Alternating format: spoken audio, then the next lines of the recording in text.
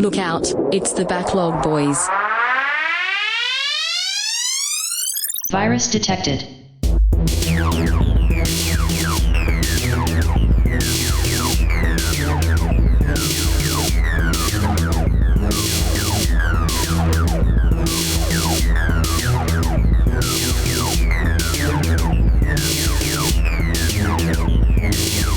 Download complete. Hello, and welcome to episode 3.622. 622. This is the Backlog BoyZ, and my name is Colt, and with me I got two of my other juicy squirts. Say your names. No, let Say him your fucking names! Yeah, I don't really know if I want to after that. just Oh my let him God. let him sit in that for real quick. Oh Calling my us juicy God. squirts. You can't handle it, man. What the fuck is going on? Man, He's only acting like that because we just did a crazy AYCH episode. Fuck you. I had so much sugar in me. It's definitely still in me. Yeah. yeah, there's I no haven't way shit. I Sugar spiced didn't all that shit out my sugar ass. out. Should we explain why we haven't recorded in a long time, or just go into it? Oh, yeah. Shit. Oh, I'm Wenzel. Yeah, say your names. Say your name. Tanner? Oh, shit. I spoiled it. Damn it. How long has it been? January Yeah. since Yeah. Pokemon. Yeah. Colt got COVID. Yeah, we had an oopsie. The first thing was we said, fuck it. We're going to a convention.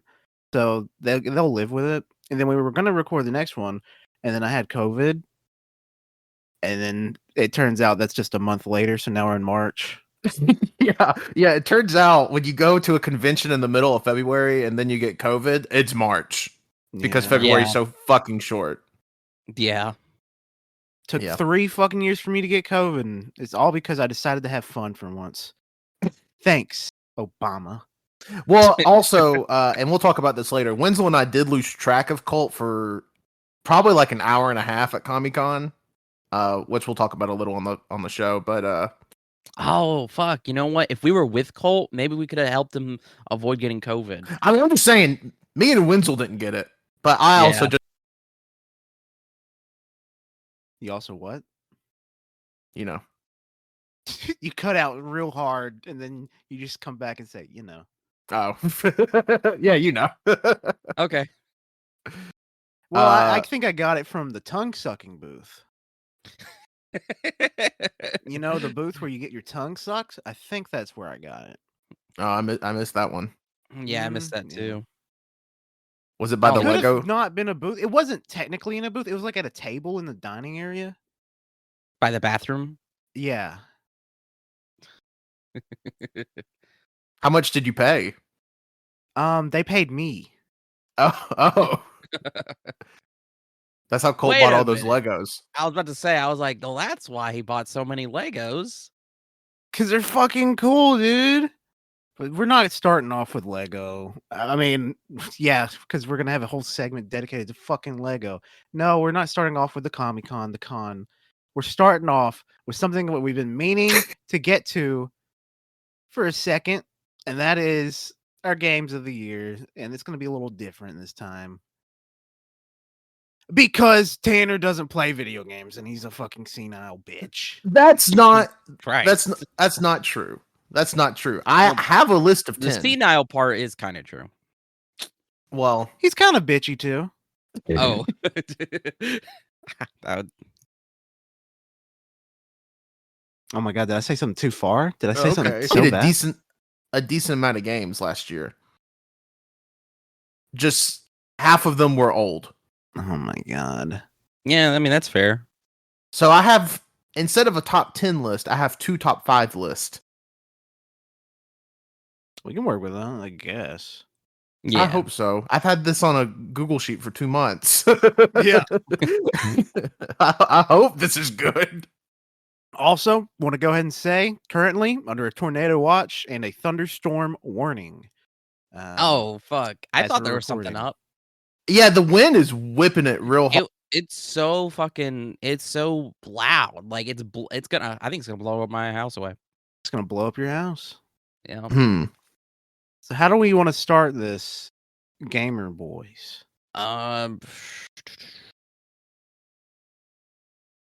We start from number 1, and then we kind No. of snake it.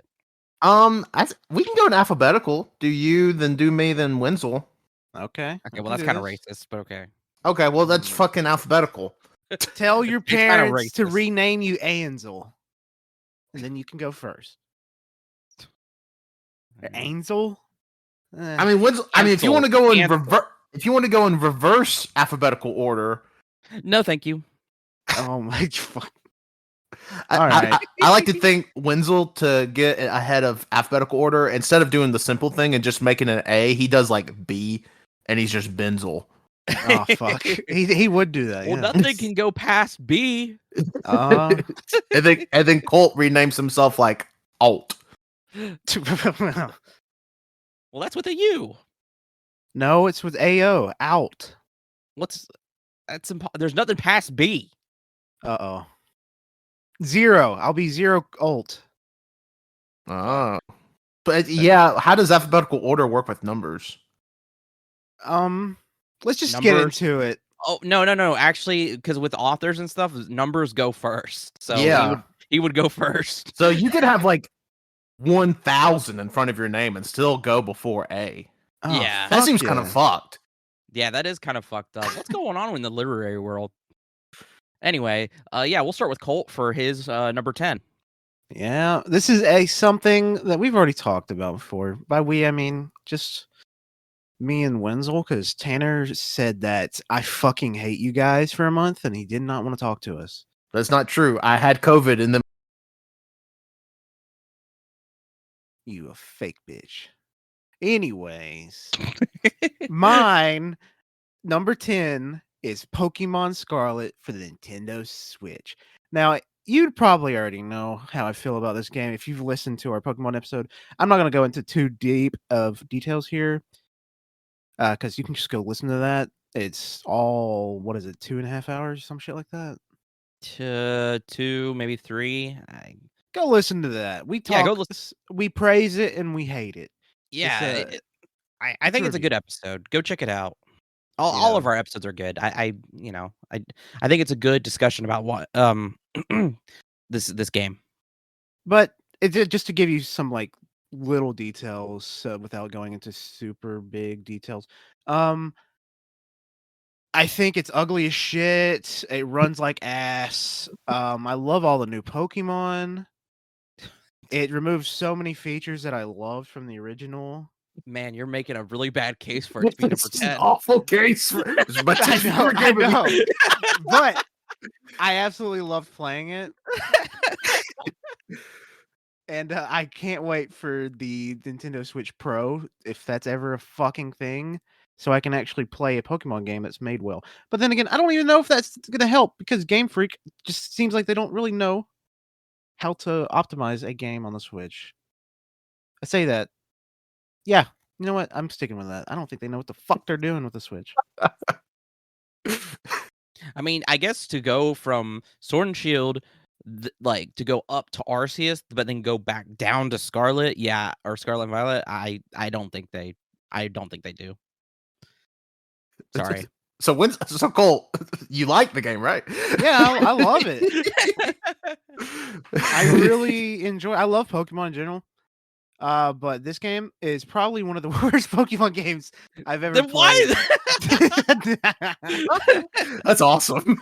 But I loved it so much. It's a really There's a lot good of cool game. shit that they added to it that Yeah. I think Yeah. I mean, if you're already a Pokemon fan, I think you'll probably enjoy it a little. Yeah, I mean, really though, if you want to know our thoughts, go listen back to the episode. You kind of can understand more where Colt's coming from if you go listen to that. Yeah, I'm doing a little bit of a bit, but I did enjoy it, but I also really disliked a lot that happened in it. Yeah, y'all's Pokemon episode was 3 hours and 17 minutes. So Yeah. If you have 3 hours to spare there's to find out why Colt feels this way about Pokemon Scarlet, go do that. Right, then come back to this. Yeah, listen to the Backlog Boys in the biblical order that's intended. All right, start with episode 1 of AYCH, then start with the final episode of AYCH, Yeah, so- then listen to the middle one, and then listen to this. So what you got to do first is you got to, absolutely start with the first episode. But I will adjust it a little bit. I think you should start with start with the first episode, then jump to episode 300, then jump to the last episode, then start with the Backlog BoyZ, all the episodes from there. And then watch my home videos from when I was little playing around in the mud outside. Is episode 300 even going to be out by the time this comes out? I don't fucking know. No Probably way. Just doing a little bit of cryptid stuff. Yeah, Sure. that's my number 10. Pokemon Scarlet and Violet, technically. Even they're the same fucking game. Yeah, just one's better. One's purple, one's red. Purple better than red. No, red better than purple. Wait, is our scoreboard Scarlet and Violet? I think I'm just now realizing that. What? Our games of the year yeah, I think it color coded. Wink. Except Wink, wank. except Wenzel's name is highlighted just a color that's nowhere else on the fucking board. It's a pale pink, but Well, yeah, it's in the middle. I feel like Tanner's color should be in the middle, since his name's in the middle. But let me talk about my game. yeah, Tanner, talk, you little whore. Whoa. So this list, this first part of my list is like my top 5, like not games of 2022. It's just every game that didn't come out in 2022 that I really enjoyed playing. And my number 5 is my first little dive into an MMO ever with Final Fantasy 14. I'm not smart enough to talk about this game. Why'd you fucking put it on the list? But let me just say, this game's a fucking lot. I feel like to fully appreciate Final Fantasy 14, it's gonna have to be like the only game you fucking play, because there's so many systems, so many mechanics to learn. But from what I played, which was probably like 12 hours worth,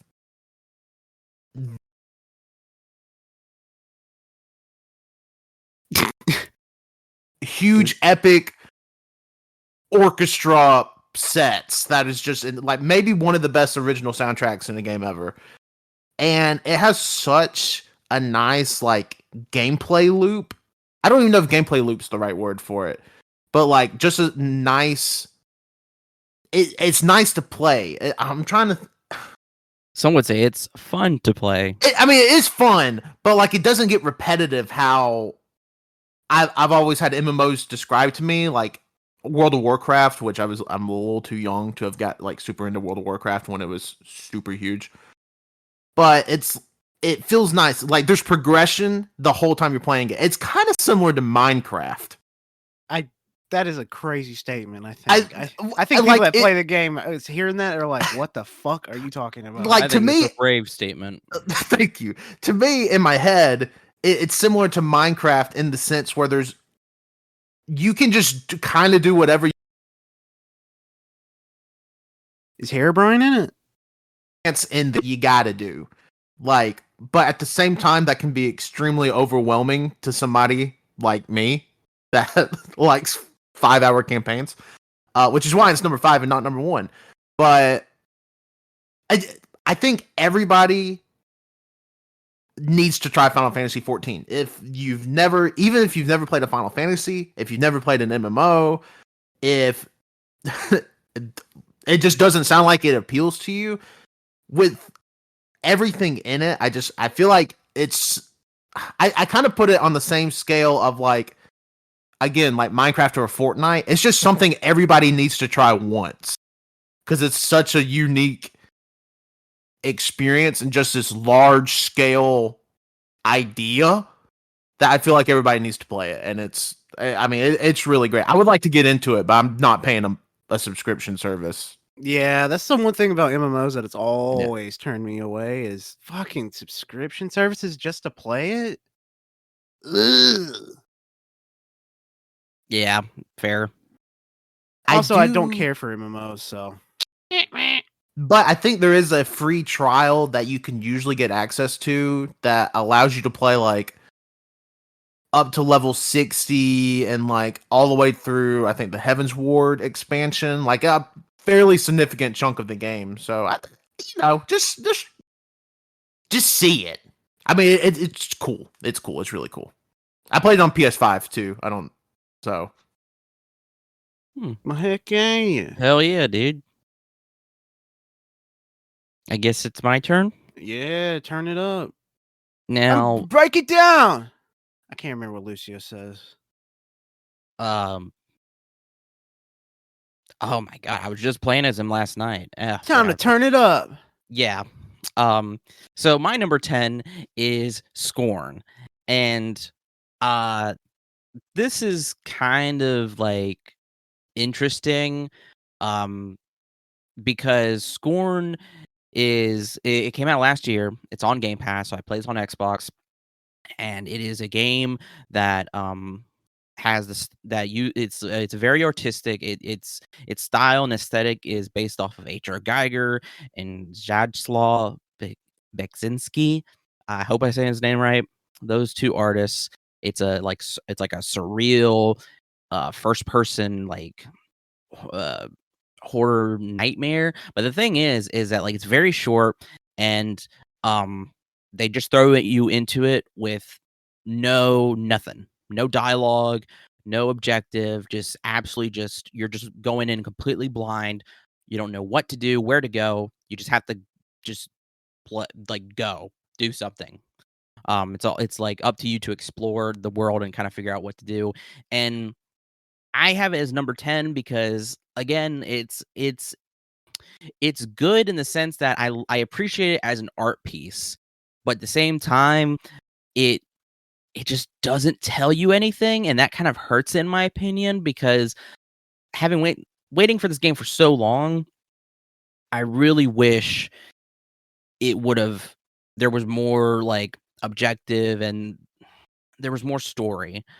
That's really it. Like I wish there was just more to it because it's like fascinating and disgusting. It's so gross. And yeah, I got also all the achievements for it because it was easy. I tried it when it first came out on Game Pass.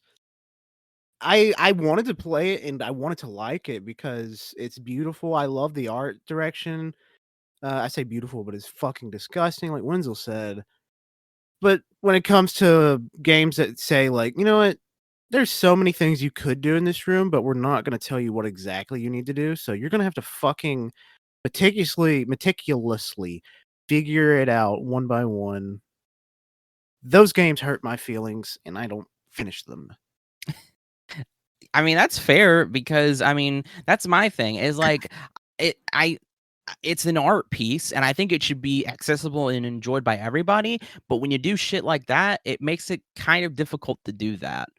You know, obviously when I say like explore and figure stuff out, it's a puzzle game, a lot of puzzles, and like again, it's fascinating, but like at the same time, it's like you don't know what to fucking do. And I mean, like literally, like there are things in there like puzzles or like that was loud thunder.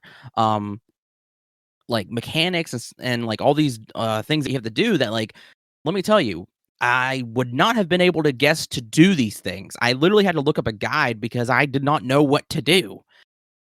It's kind of ridiculous. And I looked at the company or the studio that made this. I looked at their website, Ebb Software, and it says on their thing that like on their page where they're doing this style of throwing the player in and anything like that's their style of that's going to be their style of games.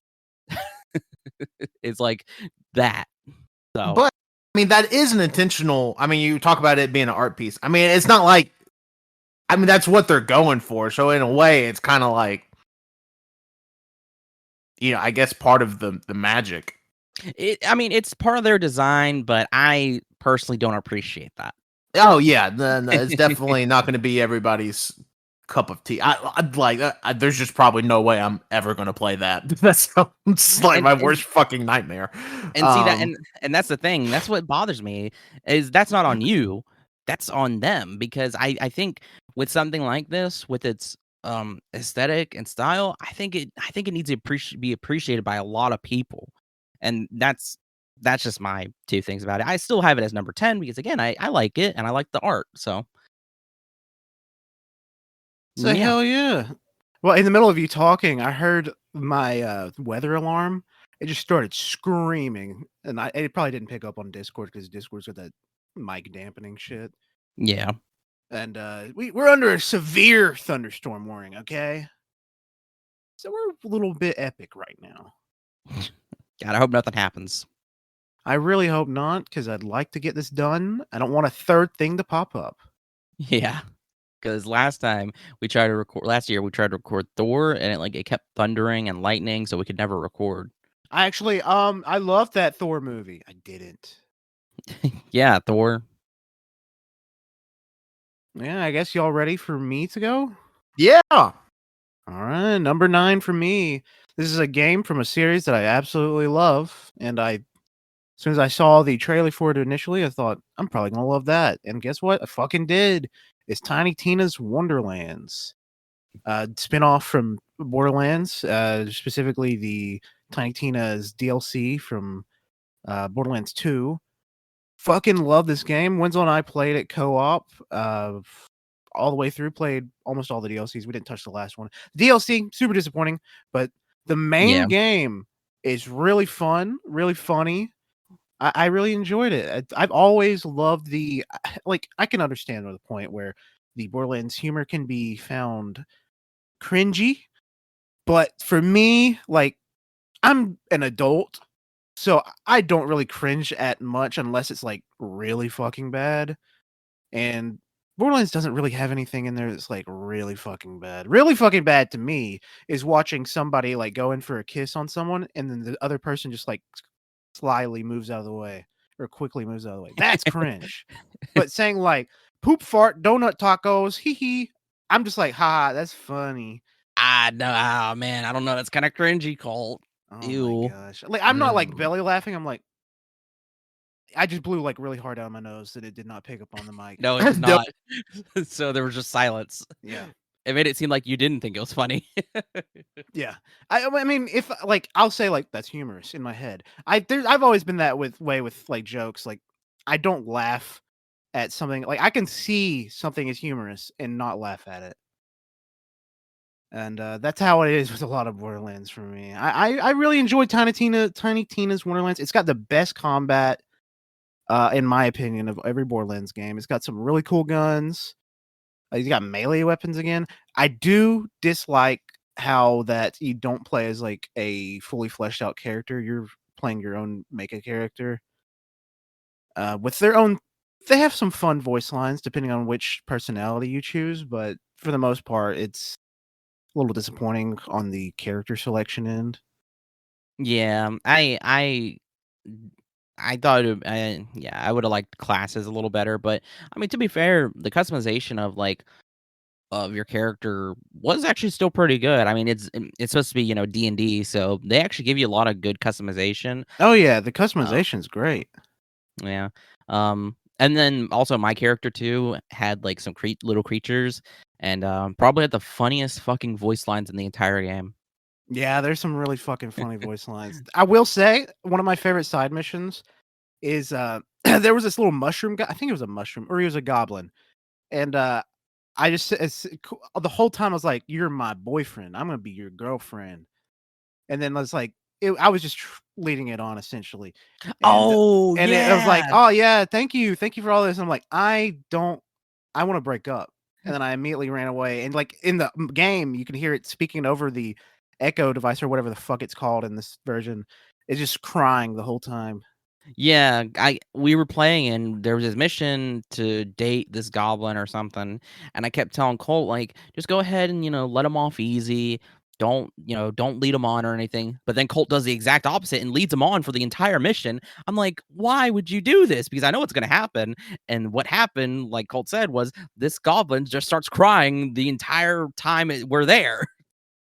It's pretty fucking funny. That's pretty good though, yeah. Yeah, it was funny. There's also this one bit with a goblin that was the Tooth Fairy, and everybody was like, we don't know if this goblin's evil, the Tooth Fairy, but then it reveals that it is evil and it collects teeth and it's kind of funny. Yeah. And then there was a in-game stuff where you run a dungeon. We did it to get trophies. And that dungeon stuff was pretty fun. You get crazy legendaries. Yeah, it was really fun. We were very close to getting the platinum for this game, but we just couldn't because the last platinum to get like requires an insane amount of money. In which to get that much money, you gotta play a lot. And Hours. don't get me wrong, I enjoyed it. I don't want to play that long where I'm just running this dungeon to get the max amount of money. Because that's the only way to get like a ton of money so quickly. Fuck. Great game. Yeah, fun. If I had to give it a rating, just to say, I'd say a solid 8. I really enjoyed it. Oh, that's good. That's Wow. fine.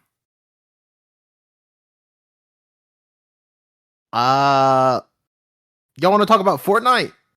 Yes, yes, sir. Because that's the next game on my list. Is Fortnite? Which honestly, I feel like I probably could. You cut out real bad. You cut out Just- bad. Just all the time. What'd you say? I said Fortnite just gets all the new content like all the time. Oh, yeah, okay. yeah. Yeah. And you played it probably a total of 4 times last year. Something. Only thing holding it back from being higher. But when I'm in the mood for Fortnite, nothing is as good as Fortnite. It just sometimes you want to be Master Chief playing with fucking Kratos and Spider-Man, shooting Goku and Naruto. It just Itachi. works. It does. I mean, I don't know. Like, I'm not bringing anything new to the table here, but Fortnite is so fucking enjoyable when it's like a no stakes game. I mean, don't get me wrong. People can definitely get sweaty playing Fortnite. There's some people in this chat that can get a little sweaty playing Fortnite. Goddamn right. Yeah, you're right. But it's just We take our I job don't- seriously. It just scratches a part of my brain, especially with like since they upgraded engines and stuff. It just looks good. Oh, It- it's so pretty. Runs great. Again, just the massive amount of characters. I mean, God, at the time we're recording this, Creed is coming to the game soon from the Creed movies. Not the band, sadly. Yeah, not the band, like Colt thought. My God. power just flickered. Twice. Leon is coming from Resident Evil 4. And oh my god, and fucking Eren Yeager from Attack on Titan is Yep. coming like just all within the next probably couple of weeks. And I Yep. fucking love it. And we also got the My Hero people. Yeah, the My Hero, who was it? It was Deku, Bakugo, All Might. Uraraka, Yeah, Ochako. yeah, and I'm sure they'll probably add more My Hero characters Yeah. Oh, yeah. because every anime so far has gotten I think 2 packs. Yeah, I honestly won't be surprised if we get a Demon Slayer, whatever that Swordsmith Village arc drops. Yeah, I would love if we could get like One Piece. Fuck yeah, man! I don't know why there hasn't been a One Piece collab yet. Yeah, I mean we got.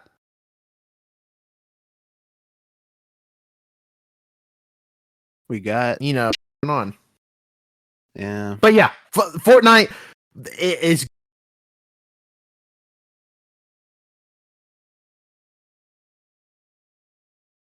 What? good. Tater cut out. Tater cut out so bad. Yeah, Taylor, you were cutting out like painfully, Damn. like every few sentences. It's And like I Cutting know the recording picks it up, but that fucking sucks. Yeah, like because like I know because like you said, I know the recording picks it up. It just sucks because we can't hear it. So it's yeah. like, so I mean, we'll just pretend to react to the. But yeah, everybody play Fortnite. I have a lot of V-Bucks. Yeah, because you Tanner never talked canceled about your fucking Fortnite crew. subscription. No, I still have it to this day. To be fair, they've been putting out some really good skins. Oh yeah. Like, oh man, John Also, Cena. it's just worth it to have. John Yeah. Cena's not in the Fortnite crew, okay? Well, You John have to buy Cena him. is in the Fortnite universe. He is though. Yes. That's not a bit. John Cena's in the game, dude. Yeah, Yeah. yep. And And- just it's good. Because Yeah. like You cut out too, Wenzel? no, I was waiting for you because I thought you were gonna say something. I was gonna say, Wenzel and I've been busy getting those Fortnite seasons. Every single season we've maxed out since probably chapter 2, season 9? Chapter 2, season 5? Chapter 2, season 5. That was when the Coliseum was happening Yeah. in Mando. That was when we jumped in seriously, and we haven't left since. And that was like 2-3 years ago. Yeah, Oh, that was God. like season 1 of Mando. Or season 2 of Mando, so probably 2020.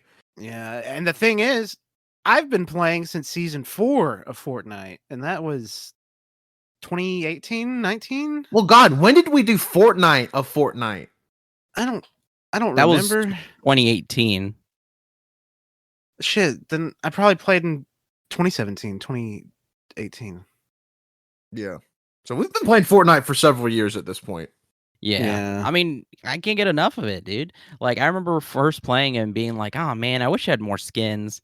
But now I have so many fucking skins, and the battle pass, like Colt said, we're always maxing that bitch out. It's really So, easy. like- Just do the fucking weekly challenges and you get everything. Just do the challenges. Yep. And they've had, I mean, I know people are, there's always people that are like, oh, this season pass sucks or whatever. I mean, there was probably one season pass that I was kind of low on, but other than that, everybody, like, I've always enjoyed the skins we've gotten. Oh yeah. Like, they're sick. And Fortnite then- rules. Yeah, and then next season, it is confirmed that Eren Yeager will be in the battle pass. Spoiler. Oh my god. Tanner said that earlier, but okay. No, Tanner just said Eren Yeager's coming. He didn't say he's going to be in the battle pass. Okay. Yeah. All right. Yeah, Fine details. I'm just saying. That You got win any is- more you want to No, I mean that's pretty much my Fortnite notes. I'm just listening to the fucking win now. Yeah. Oh wait, I think there was something. Oh yeah, and then also this past season, it's about to end too. So if you haven't already, get your Geralt and your Doomslayer. Oh, by the time this comes out, It'll be over. It'll be the never new mind. season. Never mind. Sorry. All right. So get that up. Next game, Wenzel. What's your next game? Next game is a game that's close to my heart. Probably easily takes all these games out of the fucking water. That's why it's at number 9. That's why it's at number 9. It's Paparazzi. Sorry, I'm waiting for the dramatic music. Oh, okay. Dun. Yeah, anyway, yeah, no, it was it's very short, and it's just I have it above scored because it actually has objectives, and it's just really fun. I mean, you're taking pictures of dogs. That's it. That's it. It's just it's it's a wholesome, fun game, and I really like it. And I put it up for number 9. I think everybody should play it. It's on Game Xbox Pass. Game Pass. Yep. So Yeah. go play it. That's kind of it. Oh, fuck. Okay. I mean, yeah, it makes sense. There's really no like story elements to it. It's just you I take mean, pictures there- of fucking puppies. There's like some fun, like, dialogue, like especially with the dogs talking. I mean, the costumes, the way the dogs move. I mean, stylistically, it's really, it looks really good, like really pretty for what it is. I mean, it's just it's a wholesome, fun time. I can't really say much about it. So hell yeah. Actually, I take that back. I do have one gripe with it. I wish you got more film. You don't get much film. I hate that. Fucked up. Well, you know what, Wenzel? You don't have enough film in the game? Pull out your phone. Start taking pictures of the TV. Yeah. Think that can work. Yeah, but I mean, film is important for the game, for the story. Oh my god. And then they dude. have you delete pictures, which I'm like, why? Why do I have to delete pictures? But they get saved in the archive, but it just feels wrong. Oh my god. Anyway, yeah. Okay. Number 8. Let's go. All right. My number 8 is another game that Wenzel and I played when it first came out and I really enjoyed is Dying Light 2 Stay Human. This is a sequel to Dying Light. I don't know if you know that. It's got the 2 in the name. But I really enjoyed this game. It's a zombie parkour game. If I had to say, I enjoyed the first game a lot more. It feels like this game is an upgrade in a lot of ways. Yes, but it's also a downgrade in some ways. Specifically for me, they removed the grappling hook and they removed the gun and they replaced the grappling hook with a weaker grappling hook. It's strange because the old one in Dying Light 1 was like a Batman one where you shot it out and you pulled you to the wherever you shot immediately. But with this one, you can only throw it at like specific spots on the roof to swing around with. It's a little disappointing with that. And the guns. There's no guns in Dying Light 2. I'm a little sad about that. 'Cause I mean it takes place in Europe. I don't really know where. Yeah. I mean, I think it's supposed to be I think it's supposed to be like Eastern Europe, probably. Yeah. So I mean it makes sense not to have that many guns, but I miss my guns in Dying Light 2. And you know what? I missed them here, but Dead Space. No, Dead Island 2 is coming out soon, and I gotta say, it's looking mighty good. I'm a huge zombie fan, so I'm looking forward to that. Yeah, yeah. I think there's like an in-game like explanation of why there's no guns.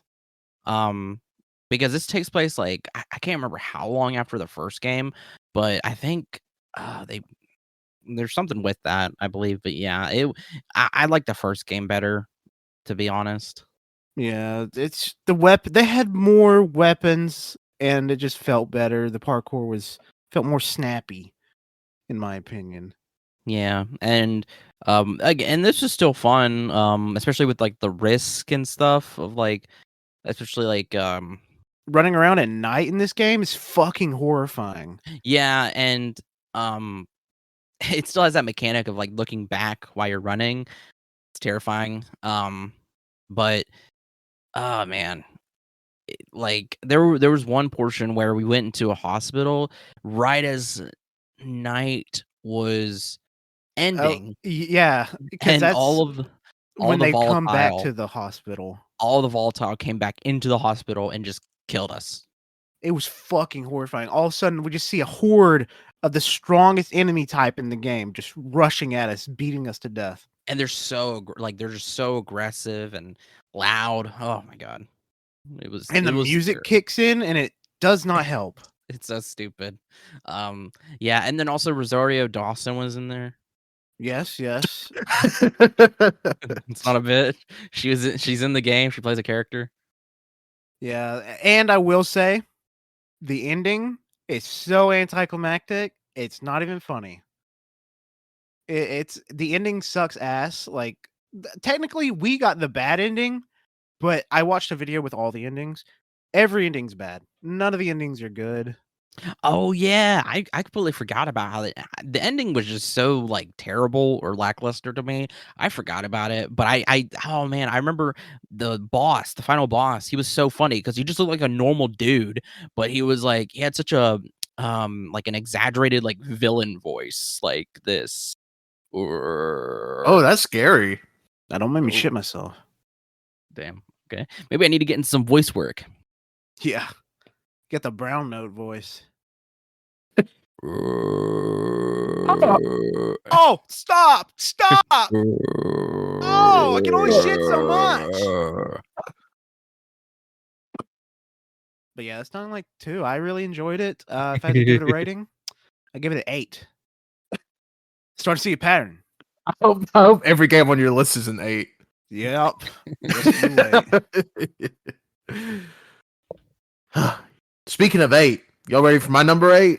Yay! Yeah. Oh, you did this as a bit. Honestly, I didn't. Okay. It's Mario Kart 8 Deluxe. What? It's for the 15th year in a row? Fucking okay. So I wouldn't put this on my list, but we got new fucking shit in the game. 10 years later. They've added the booster courses. We get like 8 new tracks every quarter, I think is how it's broken down. The 4th one comes out by the time you're listening to this. I think it comes out this week or next week. But yeah, let me tell you, I don't know if there needs to be a Mario Kart 9. No, there needs to be a Mario Kart 9. This game is just absolutely. They're adding new characters. Birdo is about to be in the game, which I didn't realize Birdo wasn't in the game. I hope they had Doomslayer. Fuck, they Sure. might just turn it into fucking Super Smash Brothers. But Well, Mario Kart. I honestly think that's really the only other evolution that Mario Kart can have is if you just make it fucking Super Smash Brothers, but they're racing. You know, I'd take it. I'd take it. I mean, to be fair, this game already has the Inklings, Link. Villager, and Link. So, you know, there's already a pattern there. In the arcade version, you can play as the fucking Drum from Taiko no Tatsujin. Yeah, you can. That was fun. But yeah, they just added a lot of new courses, huge replayability. It's like the perfect game, but just them adding new content this year made us play even more. It's also like one of the only games my wife will sit down and play. But so we play a lot. We've done like 64 race like Grand Prix before, like versus, and they're some of the most intense arguments we've ever had. Oh. Divorce question mark? Divorce over Mario Kart. But yeah, it's phenomenal. Like I'm sure everybody and their fucking mother owns a copy of Mario Kart 8 Deluxe at this point. It's like Probably mom owns doesn't 2 own one. copies. All right, Wenzel's so special. Think you're special? Yeah. you're done. You're done. I can honestly see this being the final Mario Kart, and suddenly, like later this year, they release an update that's just the Battle Pass update, where they just do a Battle Pass of fucking skins or carts or whatever the fuck they have in there. They should. Like they should. They're actually adding some of the tracks from the mobile game Mario Kart Tour, which I don't know if y'all have seen. You know, that was like a gacha game, but now it's not a gacha game. It's just Mario Kart on phones. Yeah. Oh wow. But some of the like original tracks for Mario Kart Tour is on the Switch game now, and they're fucking good ass tracks. So like they're still pumping out bangers. So yeah, I would definitely like pay like $10 every few months to get some new tracks, and like, oh, Mario was wearing a chef hat. Ooh. That's All right, a that's win. pretty cool. That's pretty cool. That's pretty cool, Tanner. I'm just saying, you know, Nintendo hire me. Okay, the wind is blowing so freaking hard right now. It sounds like my house is actually going to be blown down. Dude, Yeah, it's it was doing it real crazy. bad. Yeah, it's going crazy here. Jesus Christ. Why is there a bug on my arm? Eat it. Just pick it up and eat it.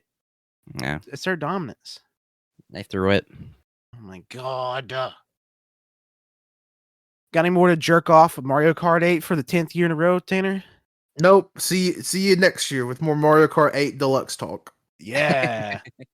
I mean, if they add like a ton of characters, I could understand. Well, I Yeah. mean, so we're getting 3 more booster courses all this year, and they've said that each one's going to have a new character. So, like the one that's coming out in March has Birdo. You know, Tanner, it would be a good bit though if you talked about Mario Kart 8 Deluxe every year. I might. That is It's a a good ass bit. game. Hell yeah, Wenzel, what's your next one? Number 8, we got Call of Duty Modern Warfare 2. But that came out in 2009. No, this is the remake. That's right. No, it's not a remake. Or a remaster. That's what. Wait, what? It It's has not to a be remake or a remaster. Modern Warfare 2 has to be a remake because a remake. If it was a remake, it contained the same story. Well, no, you can remake a game and have a different story. No, not Well, in this what would case. you call it? I'd call it Modern Warfare 2 2022. That's too many twos. I mean, that's when it came out. Do you want to talk about this game? Because apparently I don't know what I'm I mean, I will. Okay, go ahead. It's not my next one. No, go ahead. Since you know so much about this game more than I mean, do. I Did you know seem more probably qualified? I Since you beat seem it more on qualified, veteran. I beat it on veteran. And You we did both it. beat the game. That doesn't change anything. I beat it on veteran. That doesn't change how you play it, though. That doesn't change anything. That does change how you play it, but that doesn't change how the game ends. Since you're more qualified, go ahead. Okay. The veteran playthrough that I did, it wasn't really that bad. If I had to rank the veteran difficulty, The only reason why you even played veteran was because I played veteran. Because you were saying it was easy, and then because it was easy. That's the point. What I was saying is that it's the easiest fucking veteran difficulty Call of Duty campaign that I've ever played, and I've played a few of them. Like compared to Infinite Warfare, Modern Warfare 1, not 2019, but 2007. That's the hardest one for me personally. It really does not compare. It's very, very easy. Yeah. Mm-hmm. Whatever you say, buddy. Anyway, Modern Warfare 2 is the remake. It's a remake. It is Ghost didn't die in this one. Yeah, spoiler, Ghost didn't die. It's pretty so multiplayer and Warzone are solid. Probably some of the best multiplayer for Call of Duty ever. But the thing is that it's Call of Duty multiplayer. There's not really such a high bar besides probably Black Ops 3. So, Call of Duty Modern Warfare multiplayer is always solid. And Warzone is back. It's fun. It's great. Colt can play it. Colt can actually play it now. Yes, I can play it. I learned my lesson. I will never talk bad about a cop again, okay, Activision? I'm sorry. Yeah, never talk bad about the police to Activision. Private. You can talk bad about the police everywhere else, just not to Activision. They will ban you. Yeah. Can't say ACAB or you're a fucking banned, okay, Buster? Yeah, it's just a dumb system that they have. But yeah, story though, god damn the wind. Oh my god, it's so loud. I'm scared. The wind audio in this game is so loud, it's crazy. There's a lot of high mountain peaks. So, like the story, we get some new characters, we get some stuff. Like I'm so glad they fucking kill Ghost off. So glad they finally flesh him out more. I mean, like character development is so good, and new characters are introduced.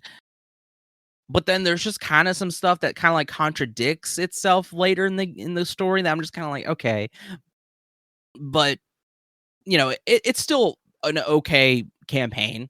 And yeah, and it does well for setup for possibly another game. So, but yeah, overall, Call of Duty Modern Warfare 2 is solid and a fun time. That's why I have it as number 8. Yeah, that's really all I have to say about it. That's fair. So I guess it's time for number 7s. Yeah, hit us with that 7, Colt. Number 7 for me, I'm gonna go with Colt of the Lamb. Not my name. That's silly. It's Colt, Cult of the Lamb. I really enjoyed this game. As soon as it came out, I didn't get it at first, but I saw like the reviews and everybody on Twitter was playing it. And I was like, "Fuck, I should check this out," because I liked Binding of Isaac, even though it's fucking hard as shit. And I like farming sims and managing a city sim or whatever the fuck. So I said, fuck yeah, I'm jumping in, and I did. This game is fucking fun, and it's nowhere near as hard as like Binding of the Isaac. It's really not. It's pretty easy. It's pretty fun. I named my village or my little cult the Cream Team. So everyone in my village is a creamer. because we stay on the cream team. Okay. And I would have gone for the platinum, but there's some tedious shit you got to do. And I ran out of steam because whenever I first played it, I got to the final boss area, and then all of a sudden my game got so fucking buggy that I could not beat it. But they released a patch, and it works perfectly fine now. But it's a really fun fucking time. I really enjoy it. I pick up the poopy, I pick up the throw up, and I pick up the dead bodies. And it's really fucking annoying when they just see a dead body and they go over to it and throw up directly on top of it. These stupid fucking animals. Yeah, that's part of the management part is your character, the animals can throw up or poop, and you have to clean it up. And characters can die from old age or sickness, so you have to make sure you clean up their bodies, or else it also brings down the hygiene or sanitary conditions of the Colt. Just gotta keep that shit clean. You Yep. gotta wipe yourself. I mean, there's But no yeah, toilet paper. I really enjoyed Cult of the Lamb. Give it a score. Not gonna believe this. An 8 out of 10. Shit. Just really enjoyed it. Hell yeah. So Tanner, what's your nexty? Up next is a game. If you would have asked me a year ago, I'd have been like, I haven't played that shit in 2 years. Why would that be on my list? Fall Guys. All right. I think we all kind of recaught the Fall Guys bug a bit this year. We played the Fall Guys. It's just I don't know. It like they haven't really done anything too crazy. It was just I think it finally come into other consoles. Kind of like crossplay came into play. Yeah, Hatsune Miku's there now. Yep. Among Us. Yep, Godzilla, Sonic and the crew, Doomslayer. Doomslayer's in fucking everything, huh? Yeah. Yeah. It's just a fun time. It's such a fun game to just play with your buds for a few hours. I mean, there's really nothing more to say than that. Like I said, they haven't reinvented the wheel versus when it originally came out in 2020. Yeah. But they've added some cool new like courses and stuff since then, but like the gameplay's the same. Yeah.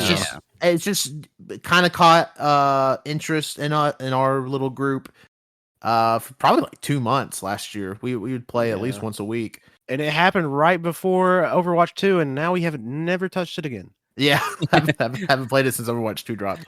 But it's a good time. Like I will probably at some point this year go back to it and play some more Fall Guys. But it's a fun time. It's just that's what it is. I don't know if you see a pattern with my list, but I really like just no fucking stake games. Like those are the games I go back to play. Fall Guys has a lot of stakes. I probably get the most competitive during Fall Guys. I will say Wenzel gets incredibly sweaty during Fall Guys. I get incredibly pissed off. Like, there's no game like Fall Guys that gets me so fucking angry where I'm screaming because somebody else is touching me and holding me. Every time someone grabs me, I get so fucking mad. I see red. I want to kill them when they grab me in that game. Yeah, it's like I don't even get that mad. I get mad in Overwatch 2. I don't get the same kind of mad that I do in Fall Guys. Fall Guys is a demon, and it fucking comes out of me every single time I play it. It's demon mode. Yeah, it's pretty intense, but I highly recommend it. Yeah, yeah, it's fun. Yeah, if you haven't played since like it originally came out, I would definitely like just dive back into it because like there's a fairly big player base now just because it's on everything. It's free on everything. Its season pass is always cool. Yeah, the season pass always has like a few like really cool things in it. It's fun. It's just a fun time. Yeah. Get a group together, play some Fall Guys.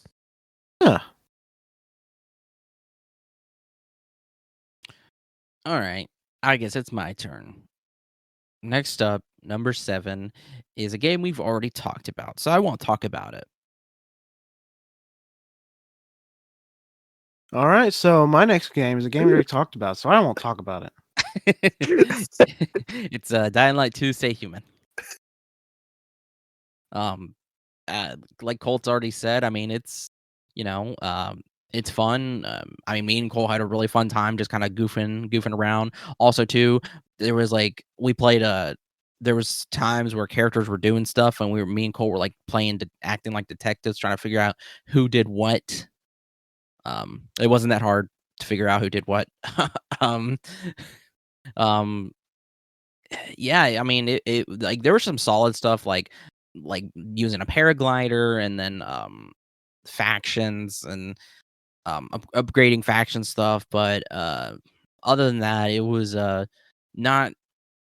The first game was a lot more fun. Respect what they tried to do with this, but yeah, I have it so high, obviously, because me and Colt played it and it made it a lot more fun playing with somebody. So yeah, Fun time. yeah, that's all I really have to say because we already talked about it. Yeah.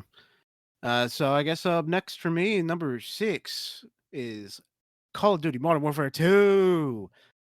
I know we already talked about it. Really fun, snappy multiplayer. I can play Warzone. Campaign's fine. Ghost is he's like, I'm too sexy for you to shave my face. It's a fun game. That's it. That's my number 6. Yeah. This may shock everybody, but my number 6, or technically my number 1 of old games, is also a game we've already talked about. But also technically not an old game because I mean technically not, but kind of is. Yeah. It's a game we've talked about at length. Actually, you may be wondering, well, Wenzel hasn't had an old game on their list. Colt hasn't had an old game on their list. Guess what? We did a whole fucking episode on this. The Last of Us Part 1. Yep. Damn straight. There's nothing more I can add to this besides me directing you to our 4.5 hour episode that we did on The Last of Us Part 1. And then go listen to our 5.5 hour episode we did on The Last of Us Part 2. But holy shit, I'm so sorry for every bad thing I've ever said about this fucking game. Damn straight. We forgive you, I guess. Yeah. Between this and just how great the show has been, I've been converted. I'm a naughty dogger. Yeah. You taking it raw dog. Well, naughty hot dog. Yeah. So go listen to that again. There's literally nothing I can add more than what I have already said. Besides, if you've never played The Last of Us, you owe yourself to grab Part 1 and play that shit. Yeah. It's fucking great game. It's beautiful. Give it a go. And also watch the TV show because it's fucking fantastic. Yeah, also, if you've just have never played the video game and you don't have access to a PlayStation 5 or don't want to play it, watch the fucking show because my mom has never played it and she loves the show. And if you like the show and you haven't played it, play the fucking game because, in my opinion, the game's better. But they're both really fucking good. Oh, you know what? Last of Us Part 1 is a remake. I see what you're saying, Colt. Damn. Yeah. Yep. So anyway. What's your next game, Wenzel? Pokemon Legends Arceus. It's crazy. 2 Pokemon games in 1 year, and this one came out at the very beginning of the year. Very surprising, and it's not even a mainline Pokemon game. Ends up being one of the best Pokemon games. It had cool new mechanics, especially with Pokemon capture. It introduces Hisuian forms. Your starters are all 3 of them are from different regions. I thought that was very fun to kind of mix it up a little bit, and also their final evolutions or final forms are different forms as well. I thought that was really cool. Mine was I went with oh god, what's its name? Cyndaquil, yes, thank you. I went with Cyndaquil. I love the final form, it being like a shaman. It looked really cool, and the story was actually really fairly interesting, like especially with like all the characters and their storylines and how this connects into the future characters. in their lineages. It was very cool, very fun. Something new, I think, for Pokemon to do, and it makes Pokemon Scarlet and Violet ever more disappointing. But yeah, I really enjoyed it. I hope they do more Pokemon Legends. 100% agree. Yeah, Because fuck. Like, there's so much cool shit they can do with Legends. I would love for them to go to like Ancient Johto next, because there's already so much built-in lore to Johto that like Pokemon Legends Lugia just makes sense. But God, Arceus was such a good fucking game. Like, it blows my mind that Arceus and Scarlet and Violet can come out in the same year, because they're drastically different. Yeah, And it's wild. everybody was like, oh, Arceus is going to be so half-baked because they're not going to focus on Arceus because they're focusing on Gen 9. And then Arceus just blows fucking Gen 9 out of the water, in my opinion. They ended up focusing on Arceus more than Gen 9. Yeah, it felt like Gen 9 came out undercooked, mechanic-wise, and Arceus is just... I mean, Arceus isn't like the most polished game in the world, but it fucking runs. Yeah, and it's pretty. It Dude, does. Yeah, the art style. Yeah, the art style is gorgeous. All the Hisuian forms are Hisuian that. forms are so cool. All the starters getting like a new little evolution is fun. I love the fucking like Guardian Pokemon deal that they go with. Yeah. It's fun. The way you can traverse in the game and travel. Oh, so good. I mean, it's just it really is like Pokemon Breath of the Wild. Yeah. Yeah. Where, and even though like some stuff is missed in it, like there's not a huge emphasis on Pokemon like trainer battles in this, for instance. And it would be cool to have a game with this, but also with like a trainer aspect to it. But it's so cool to play just like this game and Pokemon lore just before all the shit happens. Yeah, you say there's not a huge emphasis on battles, which there isn't, but the battle system in this game, easily my favorite battle system. Oh no, completely agree. Oh yeah, that's true. You can walk around freely around the battle. Your character can walk around the battle, just watching, see how it goes. You can like use certain attacks, and every attack has a cool animation, and you can easily fucking move the camera when you're in a bad area. Yeah, like Scarlet and Violet. Yeah, Scarlet and Violet, camera angles were terrible. They locked you in, and and with this, you weren't locked in. It was really good.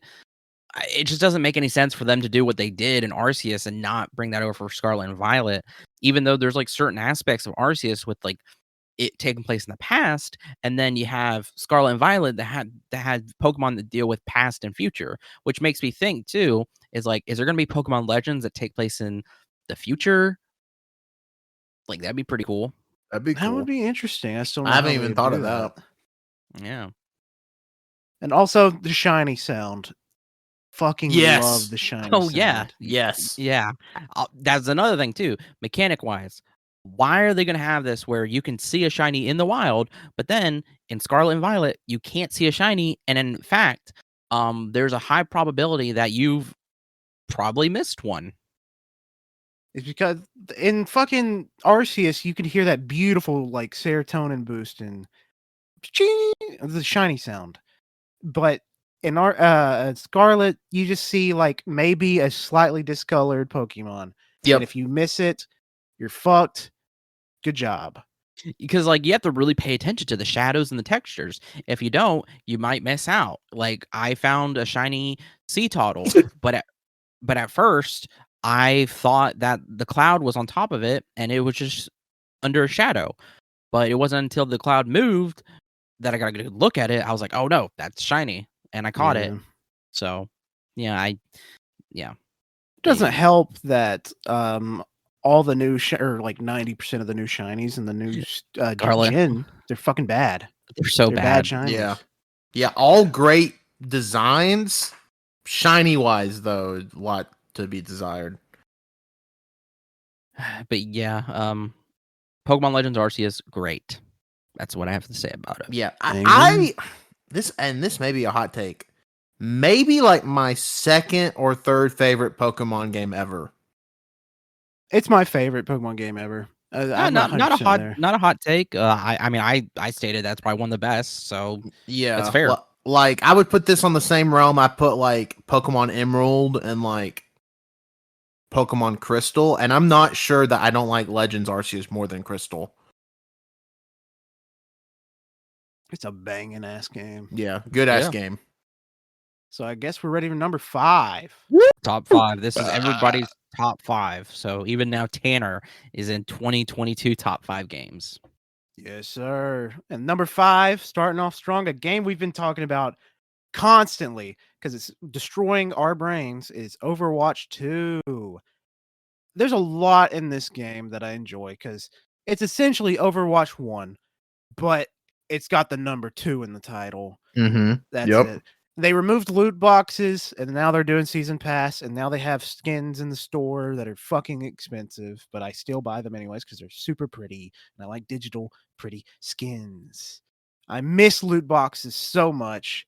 It hurts to say that because I remember when I used to play getting those loot boxes thinking, this fucking sucks. Let me just buy the skin outright. But I didn't realize how good we had it with the loot boxes. And now they're gone. All I can do is cry. Yep. But Overwatch 2 is like I said, mechanically, same game as the first one. The competitive is fucked. Wenzel and I play it all the time now. It's the only thing we play. We don't play normal anymore. It's eating our brains. It is smoothing us out, smoothing out our brains. Yeah. I love it though. It's really fun. When you're winning, it's like the biggest high you can ever get playing a video game. Yes. But when you lose, it's like I need to go for a walk. Your This is withdrawals killing are me. just so bad. I'm trying to like, and then we're supposed to get a single player mode sometime this year in 2023. I don't know when. They're just saying, well, maybe you'll get it. So it's not technically the full game just yet, but I really enjoyed Overwatch 2. It's a fun time. New heroes are fun. Yeah. I was gonna say I also have this game exactly where Colt has it. Can I talk about it too? Yeah. Okay. New heroes are good. New heroes are good. This game is fun. See that with a That's it. question mark. No, it like because I have it so high, top 5 because like we put so much time into it and it's so fun. Even though there's like it's just the same game. There's still really shitty mechanics. There's a new mode that's kind of like if you don't have a good start, then you're never gonna win it. Yep. Push. Some Mhm. unbalanced, now kind of balanced, but they don't know how to balance their heroes. But I still like, and then also too, skins are too expensive. They battle pass, they're getting better, even though this is the 3rd season now. They're finally knowing how to build a battle pass. Like, I don't understand why they can't just take from other models to make a good battle pass. It's fine. It'll be fine. I promise you. If you copy the battle pass models of other stuff, I promise you're gonna do a lot better. It's okay. Like, Jesus Christ. And then currency, they have 4 different kinds of currency in this game, which is It's Yep. too much. like, why? Why do you have so much currency? There's no need. That's so freaking stupid. There's more kinds of currency in Overwatch than there are in several developed countries. There's currency for competitive. There's currency for gold weapons. There's currency for the competitive store. There's currency for the regular store, and then there's currency that's just like basic. Like I don't even know what to call it. The white coins, like, like it's That's so probably the official name for it. It used to Yeah. be legacy credits, but with the new battle pass system where they give you 1,500 free, 2,000 if you buy the battle pass, it's just coins too. It's a Like, sequel it's- to the coins. Yeah. I do think it's It is kind of cool though. Like they're finally putting coins in the battle pass. They should have done that first, so that you can buy skins now too. But they're But not coins. They're legacy credits. they're But they're not legacy legacy credits. They're coins too, like I said Yeah. earlier. And after you get like a certain amount, like you get 1,000, you can buy certain skins. That's cool. I spent because I finally got 1,000 from just doing the basic battle, not the basic, from doing the battle pass, and I spent it on a Kabuki Hanzo. Yeah. So like, yeah, I spent mine on a Penguin May skin. It's very cute, very fun. But yeah, and like their skins are really cool though. I don't understand why though they can't get more creative with certain ones, like Symmetra or Yeah. or Zarya, because Zarya is overdue for like new skins. Yeah, Zarya doesn't really have that many good skins, if you ask me. Like because there's like the new characters, obviously you need to build up the skins on them, obviously. But Zarya just seems like they really need to try a little harder with her. Well, Yeah, it's fucking sad. It seems like too now that they're gonna actually start collabing and doing like official collab skins. So maybe that will Which open have to open talk it about up. that Yeah. too, because they're doing a One Punch Man collab. Doomfist is Saitama, Soldier is Moomin Rider, and then it was just announced that Kiriko is Terrible Tornado. Stellar, awesome, great. Yeah. All these skins collabs. look sick. They look so sick, and I'm like, okay, that's exciting because finally, like, they need to do more collabs like this. And they even talked about in an interview where One Punch Man seemed like the collab to go to because there's been collabs that have been done by, they said they have been done better by other companies or that are like that they've all been done. So they kind of want to focus on the ones that haven't been done. And that's fair. And I think they made a good choice. There's a lot they could do with One Punch Man, and I think they should continue to do that. I agree fully. And also too the competitive stats and the system of how that works to make people give people their ranks is dumb. I think they need to change it. And they've already changed it once. Yeah. Because I will say Colt's not where he needs to be, and way too high. I agree. Yeah. No, he's too low, and they just need it's so ridiculous. But that's what I have to say about Overwatch 2. Fun, of course. Overwatch, I always love Overwatch, but man, so much work. I am going to go ahead and talk about it because Overwatch 2 is on my list just a little bit later. But just so I'm not repeating points, I think we even said on the show, maybe even the first episode, that we were all scared about. Like none of us were really going to try Overwatch 2 because we were like, it's not going to be as good as Overwatch 1. It's only 5v5 instead of 6v6 now, which greatly improved the game in my opinion. But it does kind of recapture the feeling of playing Overwatch 1 years ago that we all had, or at least I had. Yeah. But shit, man, like it's something, I don't know what it is about Overwatch, but like I tend to not even get sweaty in games, and I get sweaty playing Overwatch. It's just, I don't know. Like Colt said it earlier, when you do some like cool shit in Overwatch, like if you just pop off for a second, there's like no better feeling I've ever had in playing video games. Absolutely, like, it's an insane high. Like pulling off a triple kill. Fuck. Yeah, like last night, like the day that we're recording this last night, me and Colt, me and him hard carried a team. Without us, they would have died and we would have lost. It was insane. Because I was on the payload as Moira, bouncing around as much as possible to avoid getting shot. But at the same time, Wenzel was shooting me with Ana and healing me up. So it was a really, really clutch moment. Oh, yeah. I kept thinking I was playing a Lucio, but I was thinking of a different match. But yeah, I was playing as Ana, and I was from a distance. And like, that's probably the best I've ever done with Ana. It was crazy. And Ana's tough because she's an accuracy healer, so she has to hit you with a sniper rifle. Man, it was crazy. Yeah, just I think we've all have had crazy moments in Overwatch 2. I haven't played near as much as Colt and Wenzel, but I still have like probably 40 hours in it as of recording. It's just, man, there's something about it. I don't know. No other competitive game has ever really reeled me in like this. I've never really even cared about competitive, but like I'll play competitive with them. Yeah. And it's a great time.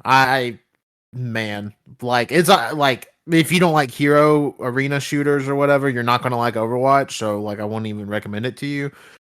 But if that tickles the itch, it's fucking good. I don't know. It's just I don't know, and just the how often we're gonna get new characters, and again, it does seem like they are. I don't want to say fixing the game because it seems like eventually the game is going to revert back to all the quality of life stuff Overwatch 1 had outside of it still being 5v5. So, Yeah.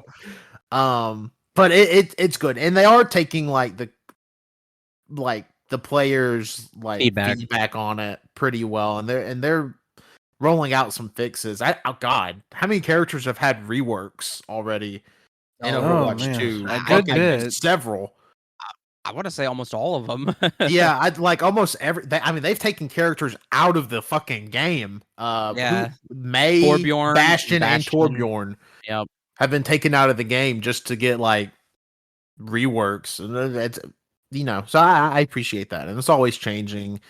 And if you get a group of friends to play with, it's a lot more fun. I couldn't imagine playing it on my own. I feel like I would break my fucking PlayStation. But yeah, I will say, me and Colt have both played it on our own time at times, and every time I get on, I always have stories to tell because people are Overwatch competitive has the most stupidest, most insane people in the fucking world.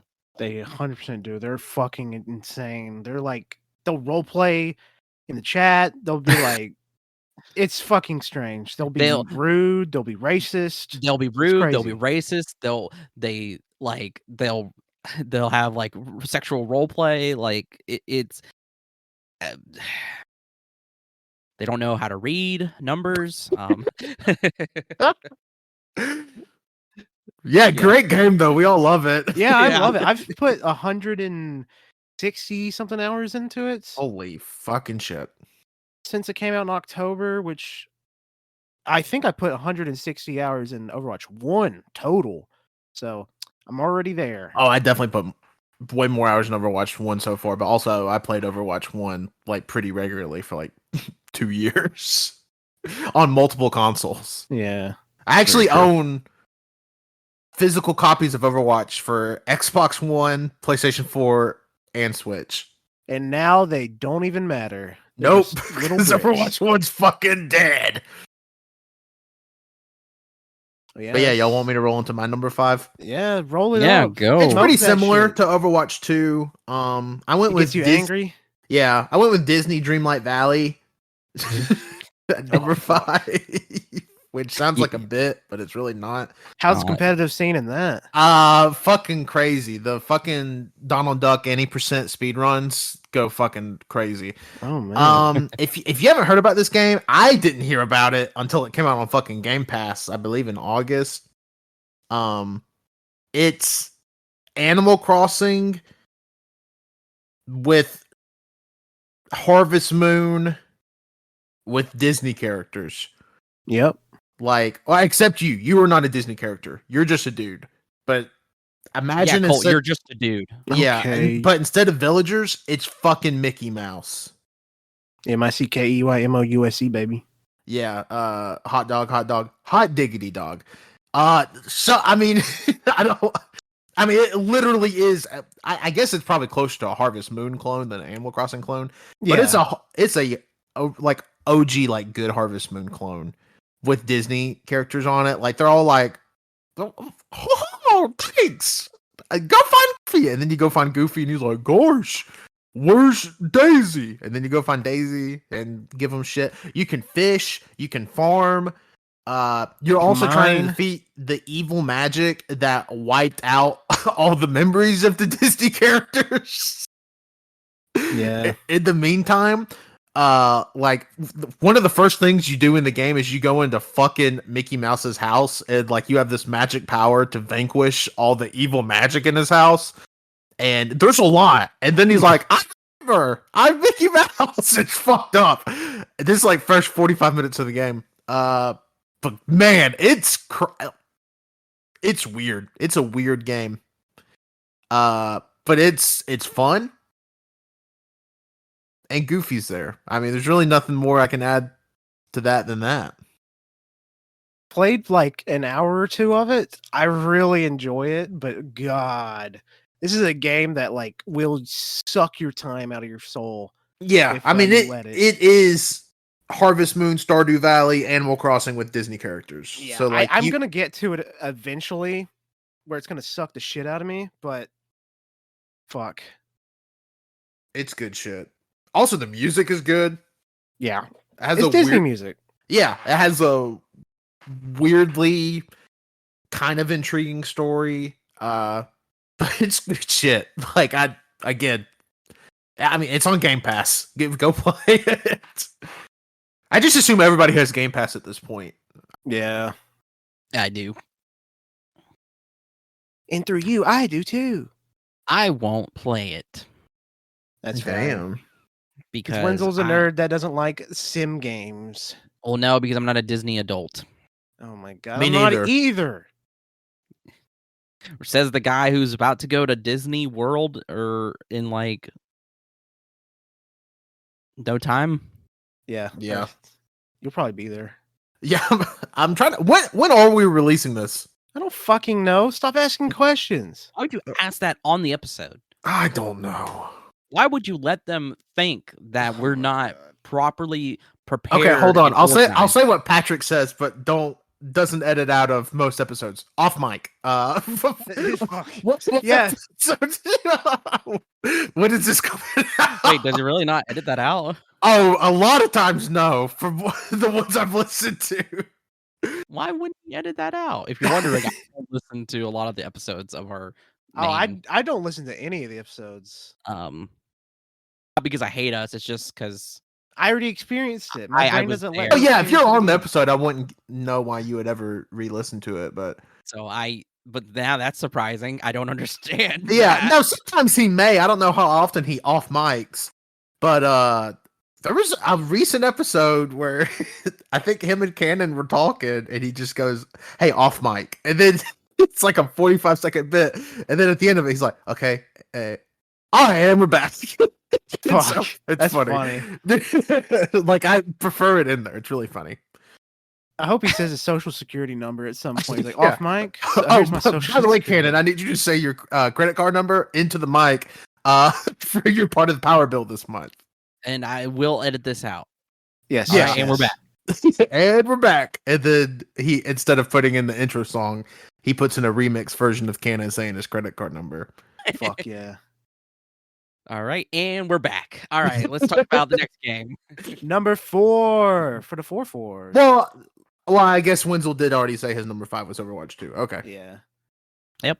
Mine, number 4, is Horizon Forbidden West, a sequel to Horizon Zero Dawn. Fuck, man. I love this series so much. You fucking play as Aloy fighting robot dinosaurs. It's so fucking fun.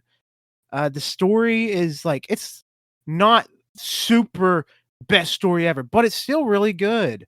I really enjoy the time I'm spending with the series, especially with this fucking bow. The bow is so good. The weapons in this game, yeah, they're good. They're fun. Got the platinum trophy for this bitch. I'm a badass like that. I'm waiting for the third game. I'm assuming the third's going to be the final because there's some pretty crazy story stuff going on here. I'm not going to say spoilers because Don't spoil it. no one here but me's played it, and the story's pretty cool. Yeah, I need to beat the first one, and then I need to get on this one. So much. It's almost like I have a backlog. Oh my god! Oh. And some would say I'm on the backlog, boys. What the Some would. fuck? But yeah, that's Horizon Forbidden West. I can't really say much about it without spoiling. No, that's fair. I mean, game of the year. It doesn't have to be like full on story or anything. You can just talk about basic what you liked about it. And I think that's fine. Favorite dinosaur in the game? I mean, it's kind of a cop out, but it's the Thunderjaw. It's the Thunderjaw, sick. T-Rex. The fucking thing. I love fighting those things. They're so fun. I love I mean, I haven't played the game, but I know this from like seeing them is the cobra or The snake one. the mammoth. They look really cool.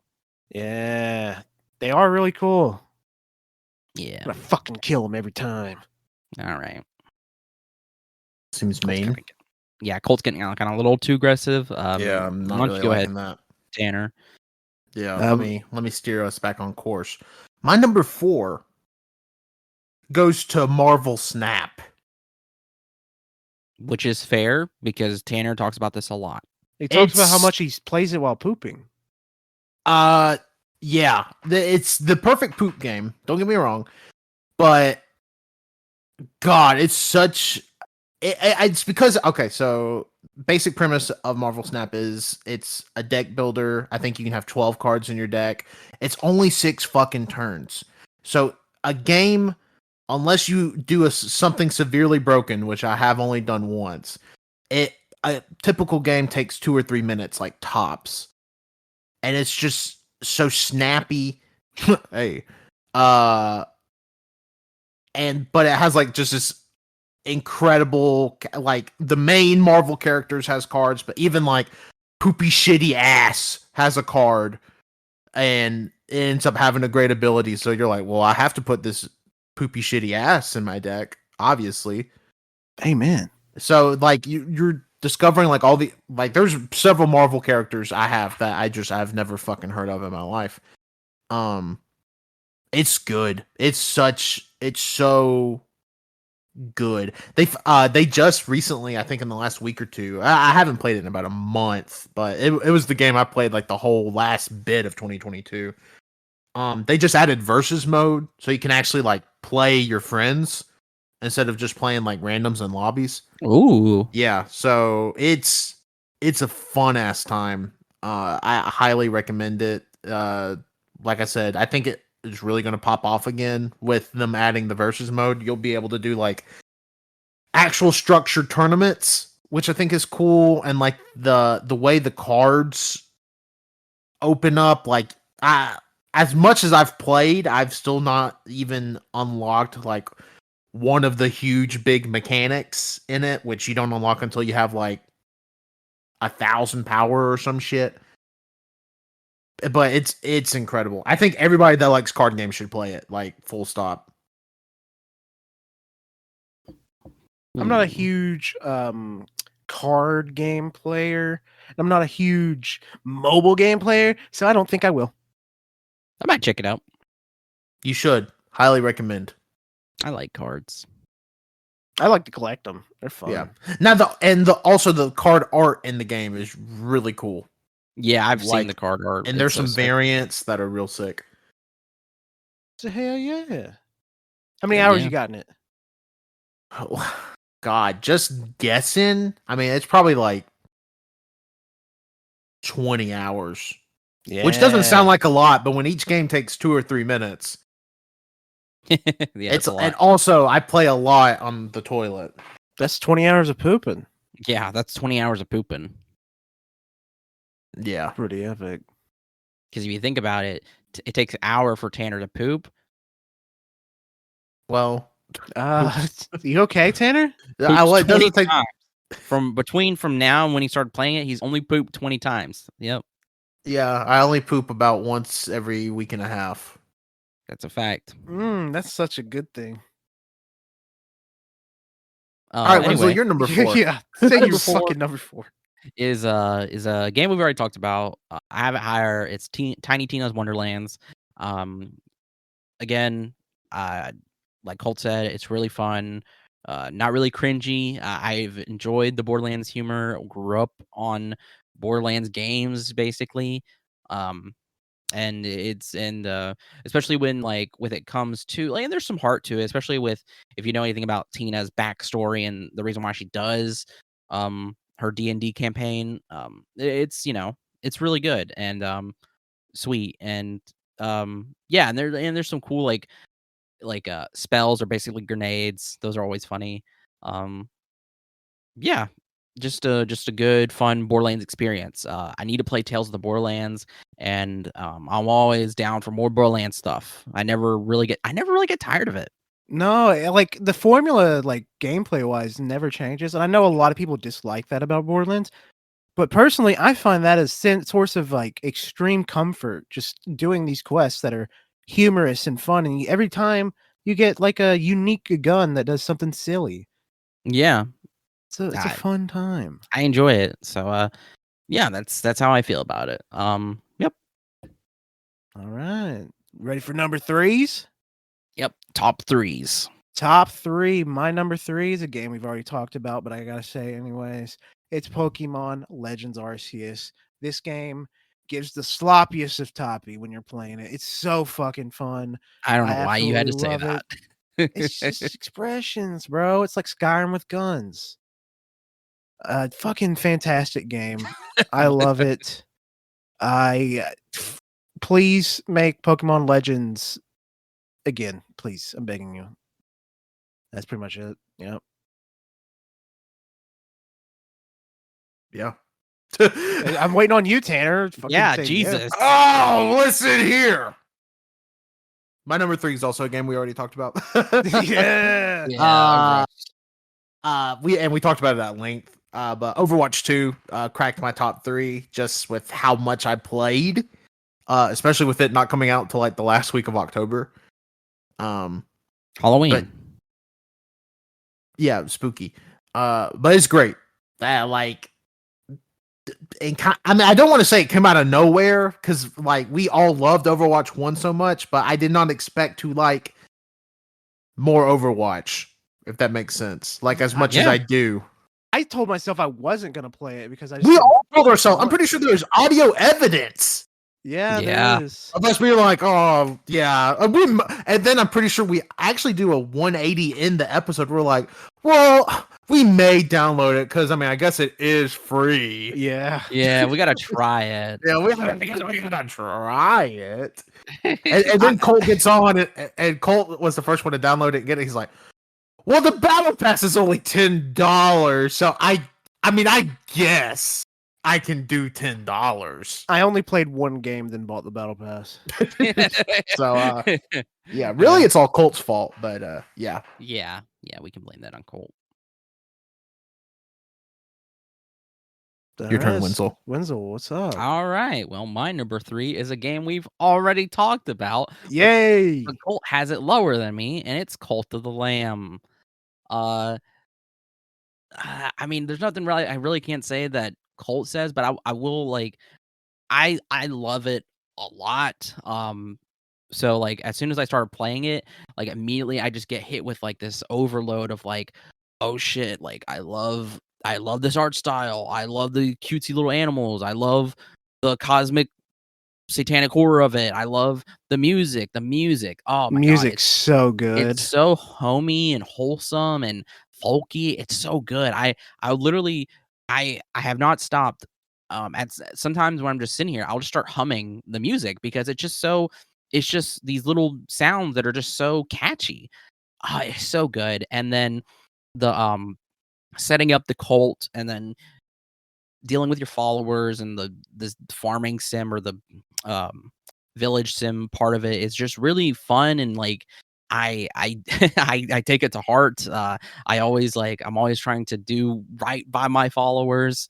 And locking up the bad ones in little like head case or whatever. No, I don't. I do not lock up my followers. Oh, I do. I They're don't. fucking saying bullshit about me. No, you're getting locked up, and I'm preaching to you. Well, I will say there was one follower when my faith got so low, he started spreading shit about me. He was my first follower. So what I did, I transcended him, quote unquote, which is basically you do a ritual where you make him transcend into another plane, and basically they're gone from your cult. Yeah, that's what I did. Which is a good thing. It actually raises up your faith and positivity and all that stuff. So and you're sending them to a higher plane. So that's not a bad thing, because there are like bad things you can do, like sacrifices, cannibalism, like, And there's no downside. well, there is a downside. No, we're eating meat. Okay, there is a downside. You lose faith and followers. So definitely, but also too, though, like Colt said, it's like a more accessible Binding of Isaac. Now, Binding of Isaac, it was difficult, but I enjoyed the challenge. But I would say this is better, just because it's again more accessible. The combat's really fun. Um, it's such a good man. I love this game so much. It's so freaking good. I wish I would have started it sooner, but man, it's so freaking good. It's one of my favorite games of last year. I If you ever have a chance, play it. It's so good. Amen. Ready to jump to number 2? Yep. Number 2. This is, you know what? Before we go on, I want to say Overwatch 2, 8.5. Horizon Forbidden West, that's a 9. Legends Arceus, that's a 9. And for next game, not going to give you the number yet, but it's God of War Ragnarok. Fuck yeah, dude. This game is so good. It's a continuation of obviously 2018 God of War. And man, they do it right here. This is essentially 2 games in one. It wraps up the Norse story in one game. When I originally thought it would be a 3 games trilogy. There we go. Jeez, man. And they wrapped it up in 2, and they did it really well. The story's fan-fucking-tastic. Just listening to Mimir talk about all his like past events as you walk around on your boats or your dog sleds or your creature sleds. It's so good. The storytelling here is fantastic. The fucking people at Sony Santa Monica, crazy geniuses. I love it. And I can't say anything else because Wenzel hasn't beaten it yet. Yeah. But damn, this is a banger game. So I will say this too, so I actually have it as my second place as well. So I'll talk about it as well. And I'm 75% of the way through it. And if that says anything, the 75% I have done, it's my number 2. It's so freaking good. I mean, I literally will play it, and then Colt would just get a spam of messages from me talking about all the crazy shit that's in it and like all the story stuff, like the story elements. Like God of War was my favorite game of 2018, and Ragnarok is easily like I don't know if I could say I have to beat it, but it's so freaking good. And like Colt said, hearing all the stories, like characters, as you're walking, I'm glad that they capitalize on this, because in the first game, whenever you're in the lake and you're on the boat, Mimir will tell stories, or Atreus will tell stories, and Kratos will try to tell stories. but but now there's more characters, and you have more allies, and there's more stories to tell. Like it's so nice. I'm glad they thought like, yeah, this is something that we need to do more of, and it's so good. And then the combat is still as brutal and as fun as ever. And the character development is so freaking good. Like, I mean, like putting it into context too of the lore of everything, like it's like Kratos and Atreus have come so far.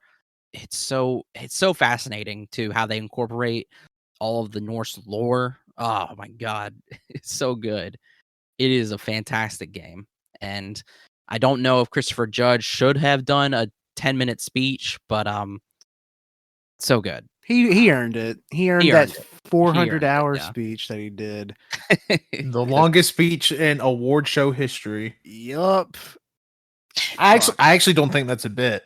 I think you're right. I think it is. I mean, if you want to count the Keeleys as major like the Oscars or Emmys Oh, I or something. do. I'm pretty sure it's the longest speech at one of those ever. Yeah. Fuck. And the dialogue in God of War, fuck, Dialogue man. is The so dialogue's good. fantastic. It has like one of the hardest sayings in the anything ever, with Kratos saying, "Death can have me when it earns me." Like, It's so shit, sick. man. Some of my Dude. favorite monster and character designs. Oh man, there's like, oof, I love them. I love the Grims, the froggy reptile guys. I love those guys, but there's a specific monster in there that I told Cole is probably my favorite design. I love it. Wenzel already experienced this, so I'm gonna say it. There's a spot when you're riding like a rail, like cart up a mountain, a mine cart, and once you're going up it, you eventually get stopped on the track by a troll, and you fucking behead that thing. Okay, that moment sticks out in my mind so much because again, you come so like in the first game, you fight trolls and you beat the ever loving shit out of them, right? But then in this game, it's like a troll stops you and Kratos is fucking angry, just goes like I don't want to say all out, but it's just like he chops its head off like a tree. It was crazy. It was awesome. Like, I mean, really, like the action in this is like out of this world. It is so satisfying. Oh my god, it's so good. It really is. And oh man, there's something else. It escapes me. Like okay, so like I said, I'm in 75% in this game. I don't want it to end, but at the same time, I want it to end so I can see where it's going because, like I said, the story is very, very fascinating. So like, it's so good. I'm just thinking and thinking. I'm thinking like, where is this going to go? Because like I said, the way they set up with like the Norse lore, but also too with the characters and their not their methods, their motivations. Like it's so like and their um what the conflicts. Like it's so interesting and so like they're it's so complex. I'm so excited to get back into it. And I'm Very excited for you to get back into it too, so we can fucking talk about that ending. Yeah. Oh yeah. I'm so excited. But yeah, that was our number twos. Yeah. And then my number 2 is a game we've already talked about. Yeah. Pokemon Legends Arceus. I've already kind of said my piece on it, but again, just want to reiterate, it's bangarooski. I mean, it's absolutely incredible. Like I said, I'm definitely top 3 Pokemon game ever. I could be convinced on any given day it's number 2. But it's so crazy to me that this and Scarlet and Violet came out in the same year. Like it kind of blows my mind. But this is like a essential Pokemon title. It's so good. So good. Easily the best like non-generation Pokemon game ever. Like easy. But yeah, it's incredible.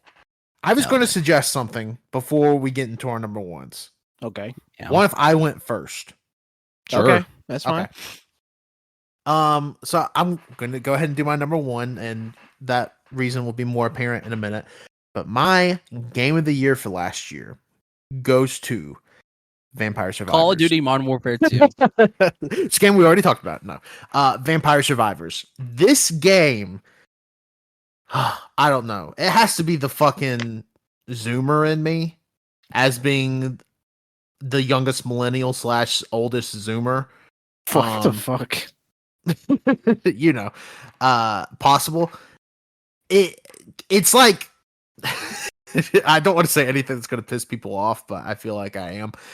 It's like gameplay mechanic cookie clicker, and where just so much shit is happening on the screen, and all you really have to do is walk and move the joystick and just eat as much fucking garlic as possible, which is obviously the best loadout you can do in Vampire Survivors. Yes. Is garlic, team garlic all the way. It's so fucking good. It is so satisfying. Maybe this also may be a hot take. Maybe my favorite just gameplay loop ever, where it's oh man, it feels so good to play. Even when you die, you're like, oh man, click, click, click, you're fucking back in it. It is incredible. I couldn't tell you anything about the fucking lore of this game. But I don't know if I want to. But it's on fucking Game Pass. It's like $3 on Steam. Maybe it's $5 now. It's on mobile. Yeah, it's on iPad. Well, you can play it on your iPhone, but I wouldn't suggest playing it on a screen that small. But it's on Nintendo DS. It's so fucking cool. Like I don't know. It itches my brain so good. It's like putting my brain in a blender, but instead of hurting my brain, it helps it. Yeah, I'm with you. I fucking love this game. It's not my number one. No, it's his number one. He's lying. I fucking love Vampire Survivors. I put 30 to 40 hours into this game within like 2 weeks. And I just haven't played it since. But there was one day, it was on the weekend. I think it was like a Saturday, and I didn't have to do anything. And let's just say I put 7 hours into it in one day. That was when my brain turned to soup. It's a fun game that will suck your life away. Yeah, I don't know what it is about playing Vampire Survivors, but you can turn it on and then it's 3 hours later. Yeah. I put like 100 hours into this game. It is crazy. Fucking play it, you lying. The action, so many vampires, so cool designs. It's Tanner cutting out because he's screaming so loud. I was about to say, I was like, who was that? Discord. Yeah, I didn't play Vampire Survivors. Fuck it! You stupid son of a bitch!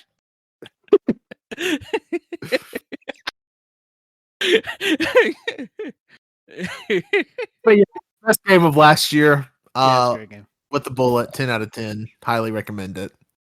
So I guess it's time for Wenzel and I to hit our number one. This is a game we've also talked about a whole lot on AYCH because we didn't have the Backlog BoyZ just yet when we were playing it. Yeah. But it's fucking all. This game right here is going to go down as like one of the best games of all time. And it's going to be Call of Duty Modern Warfare 2. Nope. It's Elden Ring. It's Elden Ring, baby. Elden Ring. Holy shit, there's so much about this game. Like, oh my god, I don't even know where to begin. It's that good. Holy shit. Do it. So begin. Basically, in the lands between, we don't have to cover the entire game. I mean, so Elden Ring came out last year and at the very end of February. Yeah. Right? Yeah. It's turned a year old last week. And it took us a long time to play it because Colt's my back was fucked and I couldn't play games. But honestly, it didn't matter to me because it was like, it was fun to play with him. And then also too, like it was just like timeless, I guess. I want to say like they're like, because it was keeping people occupied for so long. And I mean, there was so much stuff to do. But anyway, Elden Ring, if you don't know, comes from the developers from Software who makes games like Dark Souls, Bloodborne, Demon Souls, some of the most hardest games known to man. And this is no different, but this is probably the biggest they've ever gone. This is probably their biggest game in scale and in story ever. It takes place in the lands between, where you play as something called a Tarnished, and you basically have to try to become the Elden Lord, and that means to ascend into godhood. By doing that, you have to collect, or you have to defeat great enemies, move your way through the lands, obviously, and while you're doing that, there's different factions you can join with their own bosses and characters. And then this all feeds into the lore of like becoming this god and choosing your not choosing, sorry. This also determines your different endings as well, and determining your destiny. It is absolutely fantastic. It is high fantasy. Um, the magic system is there's sorcery, there's um faith magic, but it's more so kind of like faith in the gods. I can't remember what it's called now. Why can't I fucking remember? It's been a bit. Yeah, we haven't played it since like June, somewhere in there. Yeah, but I mean, to be fair, like I mean, we did so much. I Colt's platinumed it. I haven't yet, just because I got so bogged down by fucking up. So I do plan to platinum it, just because I don't it's only a few trophies. It's literally the endings and collecting all the weapons, and I have almost all the weapons. But yeah, and then also too, you can just a lot of different like storylines, with uh like again with the factions, but also too like with specific characters. Um, it is again just crazy in terms of like its scale. Um, yeah, And not like related to the story or gameplay. Well, it's gameplay. This is the best co-op experience you can have. Period. I think this is the best co-op experience ever. Just me and Wenzel joining each other's worlds, going around this giant open world area until we find the final boss of the area. There's nothing beats that, in my opinion. It's so fucking fun. Well, the only negative thing I can say about this game is I want to kill invaders yeah. in real life. Every It's time I always the got invaded in invasions. the game, I started shaking violently because every time it happens, I just say "fuck." Yeah, now the scale is also what hurts it in the sense of the invasions. So because its scale is so big, that means it has a larger area for you to be invaded, and because of that larger area, that gives a larger area for the invaders to come in and either hide or wait or walk a great distance to find you. And it's so annoying, and invaders always they will always try to lead you into other enemies or bosses, and have you not bosses, enemies, to get you killed, because invaders have it so hard. Which is not true.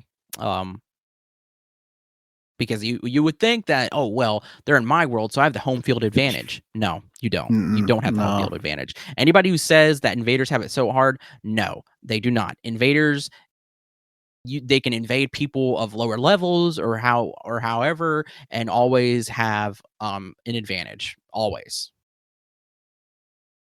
And they're just fucking annoying too, because they halt the progress of the game, and that's fucking bullshit. um but yeah, that's always the negative about these games, is the invasions, because invaders, they just can't, they just go in, and they always like, oh, maybe you should play by yourself. It's like, no, like, why can't I experience this with a person? Why do I have to be solo if I could play this with a friend? And don't you dare message these people saying "go fuck yourself" because they'll be like, "just play by yourself. You don't want to get invaded." Yeah, they think they're something else. But yeah, back to the story and the story in the game. Yeah, gameplay is probably like, it is a combination of Bloodborne, Dark Souls. I wouldn't even say Demon Souls, Bloodborne, Dark Souls, and a little bit of Sekiro. Um, it is probably the pinnacle of FromSoft design Yes. and development. And like, the story is something I always think about, because it's so like, Miyazaki and the whole team just come up with like and also George R.R. Martin, who's part of this, I forget. Just coming up with like this rich just lore. Like, there's so much. It's like, it's done in the way of like, okay, there's like a dynasty, and there's gods, and of course there's like a lot of half brothers, half sisters.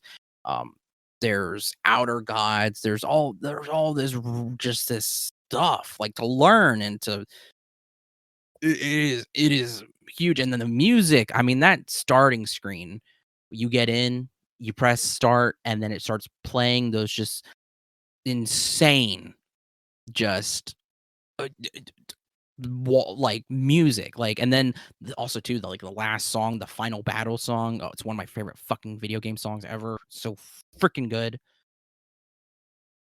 Amen. I fucking love Elden Ring. It's gonna go down as one of the, like I said, one of the best games of all time. I did a full strength build. That was the one I went with. And I went crazy. I was essentially a Guts from Berserk the whole game. Yeah. Fuck. I can't wait to see what they do, because personally, this is a 10 out of 10. I don't know where the hell FromSoft's going to go next with a game like this, because they're working on Fires of Rubicon, Armored Core Fires of Rubicon now. So I'm curious to see what elements they take from the lessons they learned from the Dark Souls, Bloodborne, Elden Ring games, and see what they can do with it in Fires of Rubicon. Yeah, for real. I will say too, I can't remember my ending build for Elden Ring. I know, oh man, what was it? I know though, you get this one weapon at the very end that's like so easy to spam it. It's so cool. It's the sword made out of the dude. The dude? I don't want to spoil it. Are you talking about Millennia? No. I don't want to spoil it, bro. Oh, yeah, finger. No, not the finger. Oh. Do you want me to spoil it? Just Yeah, spoil it. I can't remember what the fuck you're talking about. I can't remember what it's called, but you know, whenever you fight the very last boss and Radigan gets turned into a sword. Oh, yes, the fucking wave. Yeah, Yeah, that shit's that great. shit, dude. That shit was crazy. Also, too, there was this one axe, the Ice Rend Hatchet, where it had a special attack, strong attack, where it would send out a wave of ice. Let me tell you, early days of fucking Elden Ring, that was OP. Everybody was using that, but then they nerfed it. And it sucked so much. So I had to swap up my build. I can't remember what oh yeah, now I remember. I used for most of the game the blasphemous sword. Rykard. Yeah, Rykard yeah. is one of the coolest boss intros and boss designs, in my opinion. Yeah. Also, one of the coolest weapons you can use to fight a boss. Yeah. You can't use it like that anymore outside the boss, but it's really cool during it. It's so crazy because he's so freaking huge and he's so sick. Really good also voice acting. I forgot to mention that. Oh yeah. So good voices. Eat the Doritos with us. I can't remember what he says. Don't make me do it. Don't make me do it. It was together we'll devour the very gods. Like yeah, that is. And then there's freaking Moog, the Lord of Blood. Oh, dude, that was burn in hell, you stupid bitch. That guy was an asshole, but I love his intro. Yeah, so good. He's just like whispering, like, "Dearest Nicola." Oh my god, so good. Gosh, FromSoft, can you like give me a kiss? But now we're getting DLC for Elden Ring, which is something we talked about. And it's like I'm assuming it's prequel DLC because it looks like a younger Michaela. Oh, it's definitely Nicola, because remember Nicola's curse was that they looked eternally youthful. That's true. Never mind. Yeah. Is it a sequel then? No, because Nicola is dead. Because the tree looked different in the one photo that he posted. It looks like something else is wrapped around the tree. Well, which people are speculating is like a dread root. Well, that's the thing, is like, is this takes place underground?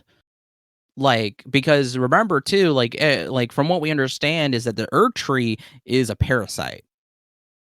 Yeah, yeah. So we'll have to see. We'll have to see. Sorry, we're kind of speculating right now. It's really exciting because there's been like such rumors like, okay, this game has to get DLC, and everybody was like, yes. Right, because they just low key dropped it in a tweet. They were just like, "Oh yeah, this is DLC. Bye." Like that's it. That's all they said. Yeah, and like it did so well, like performance wise of sales. I have no doubt in my mind we're getting an Elden Ring 2. It might take another 5 years, but we're getting an Elden Ring 2. I mean, I would love it. This world is so fascinating, and like even though the world is already so lived in, it's like the very start of it. So there's so much they can build upon. You know, Yeah, so I say cool. fuck yeah. But yeah, I don't really have anything else to say about Elden Ring. Do you? Game of the year. That's it. Game of the year. This is a fantastic game. 10 out of 10. I know I said that earlier, but it's a legitimate 10 out of 10. 10 out of 10. 10 out of 10. But yeah, that's our games of the years for 2022. And Tanner's just playing some old games too. And that's it. You guys have anything else to say about games of the year?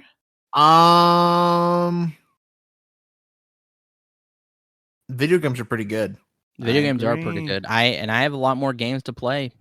So Yes, you do. But that's not all for today's episode. We have some more stuff we're going to get into, but before we get into that, we're going to take a quick break. off mic. It will be like a break of nothing to you because we'll Yeah. be right back. Because I got a shit. Welcome Off back. mic, we're back.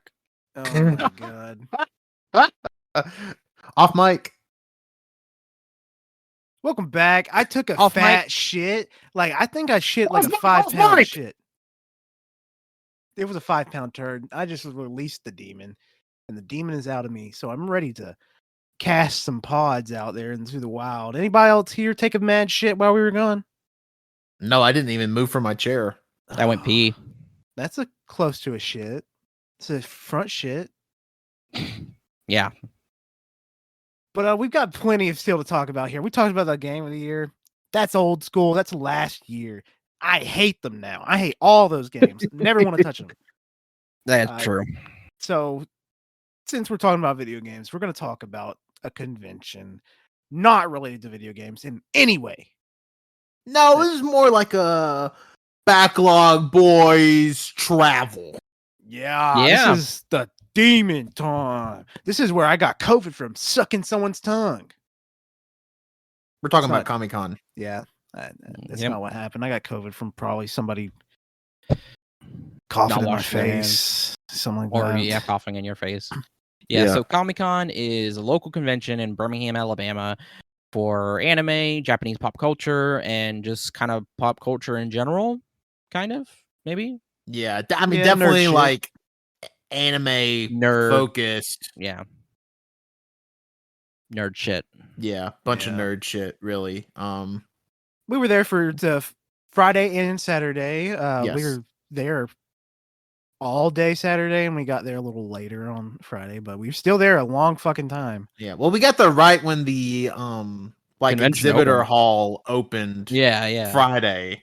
We got there about 3:00 Friday, and then Saturday we did all day. And it was a whole lot of fun. Let's just say I spent almost all my budget within the first hour of being there. Because I'm a genius. Yeah, I Let's think just we all say. spent a ton of money. I really want to hear what y'all think. I've been to a few more conventions than y'all. But I know this is Colt's first convention in fucking forever. Yeah, And it's been this 10 was years. Wenzel's first like non-model convention ever, if I'm not mistaken.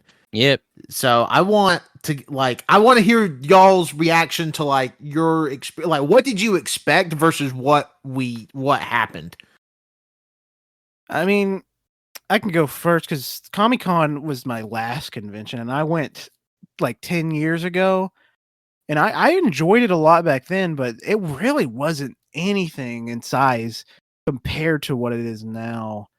Like, holy shit. Like, when we went back when I was like 12, 13, it did not have nearly as many rooms open as it did this time. It felt weird to go out of it felt like a DLC opened up for new maps. Going into these huge rooms where there's a giant wrestling ring. There's a huge vendor hall. Last time, I think that vendor hall was like cut down to a third of what it was this time. But holy shit, it was crazy with the amount of people there. A whole lot of fun. The panels, we only went to 1 2. or 2. I feel like I half-assed it a little bit this time. Well, especially yeah. with one of them. Half was good, half was bad. Yeah, it's strange. It feels like it's bigger, but the quality of like the panels has gone down. But we only went to 2 though. Yeah. So should I go into my thoughts? Do it. So yeah, this is my first anime convention outside of plastic models, and I didn't know what to expect really because I didn't have a frame of reference. I was excited though, because it was a completely new experience for me. I was overloaded. There's so much cosplay. That was something I should say I did expect that. I just didn't know how like there's like a lot of good cosplay and a lot of really obscure ones. But it was fun and I guess like too on the overloaded, like I mean there were so many people. It was crazy. Like it was packed to the brim, like almost wherever you went. I It was I honestly wouldn't be surprised if this was the best attended Comic-Con ever, but if it continues growing, because at this point it is one of the bigger conventions in our region of the country, they're gonna have to move venues or add a second venue similar to a Dragon Con. man, like yeah, it was like and in the vendor hall, I thought I was like, I don't know. I probably won't spend too much money. It'll probably be fine, They might have some cool like collectibles or I don't know, stuff or art, but I probably won't spend much. I blew my budget. Like and I went over a little Yeah. bit. It was sick. And then that I'm glad I did find stuff too. I'm really happy with my choices. It was cool. And the thing is too is like with the panels, like I didn't know really what to do with that because I was like, I've never done panels before, like go to panels. So I didn't know like, what to expect really. And nor like I know there was like so many different like voice actors and I guess you can say like celebs or whatever. And like there was just so many people and like we were just absorbed and or I was at least absorbed in all this stuff that like we didn't really get a chance to meet anybody or go to different panels and stuff because like again it was just a lot, like Yeah. that's my takeaway from that because I know because we really went to 2. We went to one that was really good. It was the AMV contest, which was really fun. I'm still curious about who won that. And then we went to a fan panel for Shrek Smasher Pash PG-13. That was not good. I wasn't expecting anything crazy, but I still ended up disappointed. I thought it'd be very funny. We need to talk about this Shrek Smasher Pass panel. Okay, so the premise in it of itself is already funny. You got Yes. funny there. It writes it fucking self. Well, it was 10 o'clock on a Friday, which is like the latest late night panel you can have on the opening day. So there was a ton of people. Like, I mean, it was a packed. It was so packed. Panel room. Like, they actually had to turn people away at the fucking door. Yeah. Okay, well, there's only so much you can do. First of all, I also want to shout out the fucking child that was about 4 rows in front of us taking pictures with their fucking Nintendo DS. 3DS. 3DS, sorry. That was hilarious. Fucking incredible. I've never seen anything like that in the wild. So that was cool. But the host were so, and I'm not saying we're fucking comedians. I'm not, but I feel like over the course of our nearly 6 years of existence as a podcast network, whatever, we have provided some hooks. We have provided some laughs. Yeah. The panelists were so painfully unfunny that by the time we decided to get up and leave, which was about 35 minutes into this hour-long panel, probably half the room was left. Yeah. Like, it was so bad. I mean, it was like all 4 of them had just met for the first time. Yeah. And you know what? Though, that could have been the case. They could have been online friends. I don't know. Maybe, but the thing is though, is that they were all sitting together before the panel talking. because I remember when they came in, because I saw one of them was the Riddler. Sorry, I Mhm. might be saying too much, but one of them was the Riddler. One of them was two of them, sorry, were anime characters, very recognizable, and they were like literally sitting together on the floor. So like whenever they went up there and turned out to be a panel host, I was like, oh, okay, like that's cool. Like, they're cosplay and stuff, but then they ended up being just so awkward and like having like these like little conversations off mic so you couldn't hear anything. It was Yeah, hard to hear too. Like, yeah, oh my god. but 'Cause I mean, all they would do is they have projector projecting pictures of Shrek characters, and it'd be a slideshow. They'll just Mhm. click next, and then Well, they would every have time these. they click next, the room would just erupt with screaming. Well, they also had these little things, like these little, not fans, but these little they were signs, like signs. little Hold up, signs. yeah, that's what they were, and I don't understand. I didn't understand them, to be honest. 'Cause Like, the fun there wasn't even them. The fun was like the people screaming, like, "Yeah, I'm gonna fuck that fucking rat." yeah, That's not even a bit. I'm pretty sure that's what somebody said. yeah, and I don't know, like, and I get, because I'm sure there was probably more people there than they expected. Because, like I said, when that panel started, I don't know how many people that room can hold, but I would say it was probably safely 400 people. Yeah.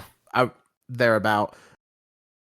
And I mean, I get it being nervous potentially, but it was like it was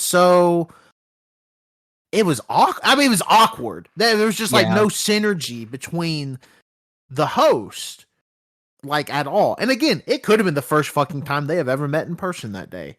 These people could have just be fucking friends on Discord, and is like, you know what? Oh, this would be funny. Let's do a Shrek smash or pass, and it just falls fucking apart. But yeah, like there was just no sense. It was like probably the worst panel I've ever been to. No chemistry, no. Yeah, it was not good, and that made me honestly worried for other panels because like they would have these hour-long panels and they sounded fun, but they would be fan panels, and I'm like, oh man, like, what do we go to? Like, yeah. Yeah, that was kind of the reason I think we decided not to go to many panels, just because the Shrek one left such a bad taste. Yeah, I was gonna say. I think I said this on the main podcast, but I was like, we didn't go to many panels. And I think it's because the Shrek one was just so bad. Was- we didn't want yeah. to waste our time Yeah, because I mean- yeah. Sorry. It was pretty bad. Now, Colt, I don't know if you remember this, but do you remember this would have been the first Comic Con we ever went to? It was me, you, Cody, and JoJo. And so it was like the second or third Comic Con ever, maybe. And I don't remember it was either Cody or JoJo dragged us to a fucking like Japanese history panel. Yeah, yeah. And it was so fucking mind-numbingly boring. Yeah. The Shrek Smasher Pass might have been better than that. But yeah, because I did have fun for the first like 15 to 20 yeah, the minutes first of the 15 show. minutes of the Shrek Smasher Pass panel was funny, but it's because you couldn't hear the host talk, and it was just people in the crowd going like fucking screaming. Yeah. Like the best panel I've ever been to was like there was a Pokemon panel. Yes, too. at that same Comic Con with Yeah. God, I wish I could remember that guy's name, but What was He that? did it panel? so well. He had a way of talking and like explaining and just interacting with the room that was like a really fun time. yeah, and it was a much smaller crowd. I mean, What was it? like- What was it about? It was just like him talking about Pokemon. I can't remember specifically what he was talking about, but it was Hmm. like maybe like Pokemon battles. Yeah, Oh. he was like a competitive Pokemon player, and he was talking about like his like journey around traveling to like these regional tournaments and stuff. Oh, okay. But it was really interesting. He had Yeah, a way to like connect with everybody in the room. Yeah, like it that was already really sounds nice. fascinating, and if you have like a good speaker, then that makes it like obviously like blows it 10 out of 10. Yeah. And like I've been to good fan panels before, especially when Magic City Con, the last Magic City Con we went to in 2019. It was me and Art House and some other friends. Like there was there was a guy there. We went to this show that we thought was going to be so fucking stupid. We went to like an adult Magic show, ran by like this fan panel guy, but it's like what he does is submits his little adult magic show. Fucking hysterical. And he had such a way to connect with everybody in the room. Like it was cool. But this was just like not it. Yeah. And also too, they made bad choices. Like Farquaad, really? Oh yeah, one of the girls was like, I would smash Lord Farquaad, and they were like, what is there not to like about him? And everybody in the room went fucking feral because everybody I mean, he's an easy Because he pass. fucking sucks. Because he fucking sucks. Everybody was he's like, he's a ugly. fucking dickhead. His name sounds like Fuckwad. Big head, little body. I mean, Like everybody was like, "There's nothing wrong with short kings, but he sucks." yeah, yeah, man, it was bad. I would say on the flip side of, I mean, if we're sticking with Friday night for a second, we went to a wrestling show Oh was yeah, at that the was really convention. fun. That was a ton of fucking fun on Friday before the Shrek Smasher Pass. And that actually had like some name, like two biggest names I think were you had Action Mike Jackson, who is my wife's favorite wrestler. He's a 73-year-old man. He's been wrestling since like the late 70s. He's awesome. He's actually wrestled on TV, like fucking actual television this year, which is pretty wild. And I have pictures of him ruthlessly beating a man to death. Yes, you do. It's very funny. And then Adam Priest, who's like one of the upcoming independent wrestlers around this southern region, and he was just like not even fucking announced. I'm like, oh my god, that's kind of a big get, even though he's local here. That was kind of wild. But yeah, that was super fucking fun. It was 60 minutes. It was great. I could have gone on longer because it was that good. Yeah, it was a super fun hour. But Yeah, we were making the people in front of us laugh their asses off. Yeah, we're Colt comedians. and Wenzel were being little comedians. Yeah, that was funny.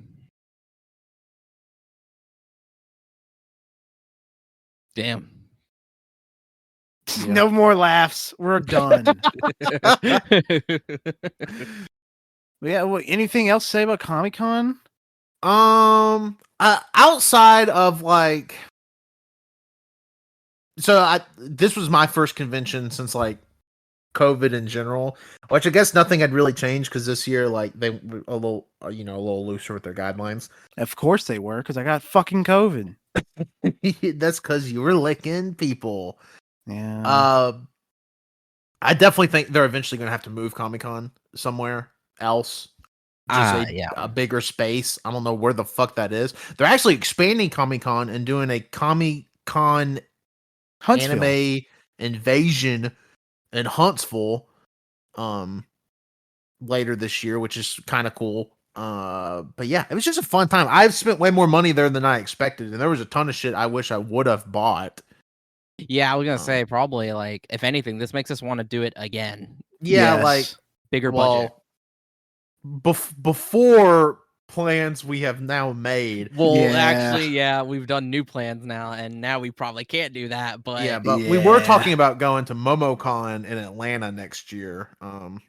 but that's kind of That's not changed. happening. But Nope. But to be fair, the plans that have changed are like I don't want to say better, but like no, they're better. They're better. they're better. Okay, I good. don't even know if we want to say what that is. No, yet, we're gonna but we'll yeah. say it when like we're right about to do it, but Yeah. not now. Yeah, there's Yeah. really no use. Well, saying it because we now. probably have to, just because there's probably going to be a gap.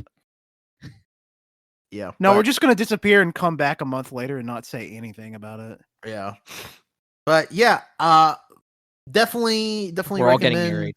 Oh, I'm shit. already to each married. other. I definitely recommend, like, if you feel safe and comfortable doing a con, to get out there and do a con, because even like your little local cons, because this was a fun time, just hanging out with the boys for a little extended weekend, at a decently nice hotel, and eating some good food and just being nerds for a little bit. It was a fun time. Yeah, we did Yeah. eat a lot of good food. I got drunk on a morning On From one one- fucking Again. mimosa. on mimosa, but Yeah, I that's ate- like Wenzel's bit on these trips now, is Wenzel gets a singular alcoholic beverage and then screams, "I'm drunk!" And a fucking did not mugshots at scream. 11 o'clock. I was loud. I did not scream. Now you guys were screaming in the hotel room. Okay. Oh yeah, I was moaning. Yeah, I did accidentally scream really loud one time in the hotel room. No, you all were screaming. I all was the time. screaming pretty often. Accidentally one time. But mugshots though, I had their peanut butter burger for the first time in a long time. So good, as it always was. I did that was too, it was and a that good shit- mugshots experience. That Oh, was it a was- fucking heavy on the stomach meal we had. That But shit, it was so good Oh. though, right? Like it was really good. We got some great. Tanner got us a great appetizer. It was the sort of different like things like you could choose. Yeah, I'm trying to Yeah. think what was all on that plate. Egg rolls, nachos, like cheese Southwest egg blocks. rolls. Oh yeah, and fried cheese. Yeah. Oh, it was so good. It Oh was my good. god. And their mimosas were shockingly strong. Also, if you have a mugshots nearby on weekends, they do $3 mimosas till 3 fucking p.m., which should be illegal. That's why I bought one. But they're good mimosas. Yeah. Oh yeah.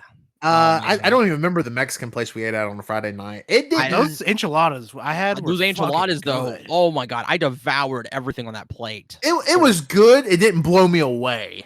It blew me away. Those enchiladas Um, were probably the best enchiladas I had, but I didn't have fajitas like you. Yeah, I had fajitas, which I mean they were good fajitas. It just You ate it wasn't- all. Yeah, they were good. Tanner screamed. Wasn't my favorite fajitas ever though. Those are my favorite enchiladas. And then Saturday night we were gonna eat at a hot chicken place that had a fucking hour and a half wait, so we ordered Papa John's. Yeah, I mean God. Papa John's was good, but it still left me in the room just going, "Oh." Yeah, I was moaning really loud during that. Shit was like- happens, okay? Shit does happen. But it was a good weekend, right? Yes, it it was. was. It It was was a great really good. weekend. Also, too, I Um, love how whenever we all went home, we were all just quiet. That's my favorite part of when we come back from a trip.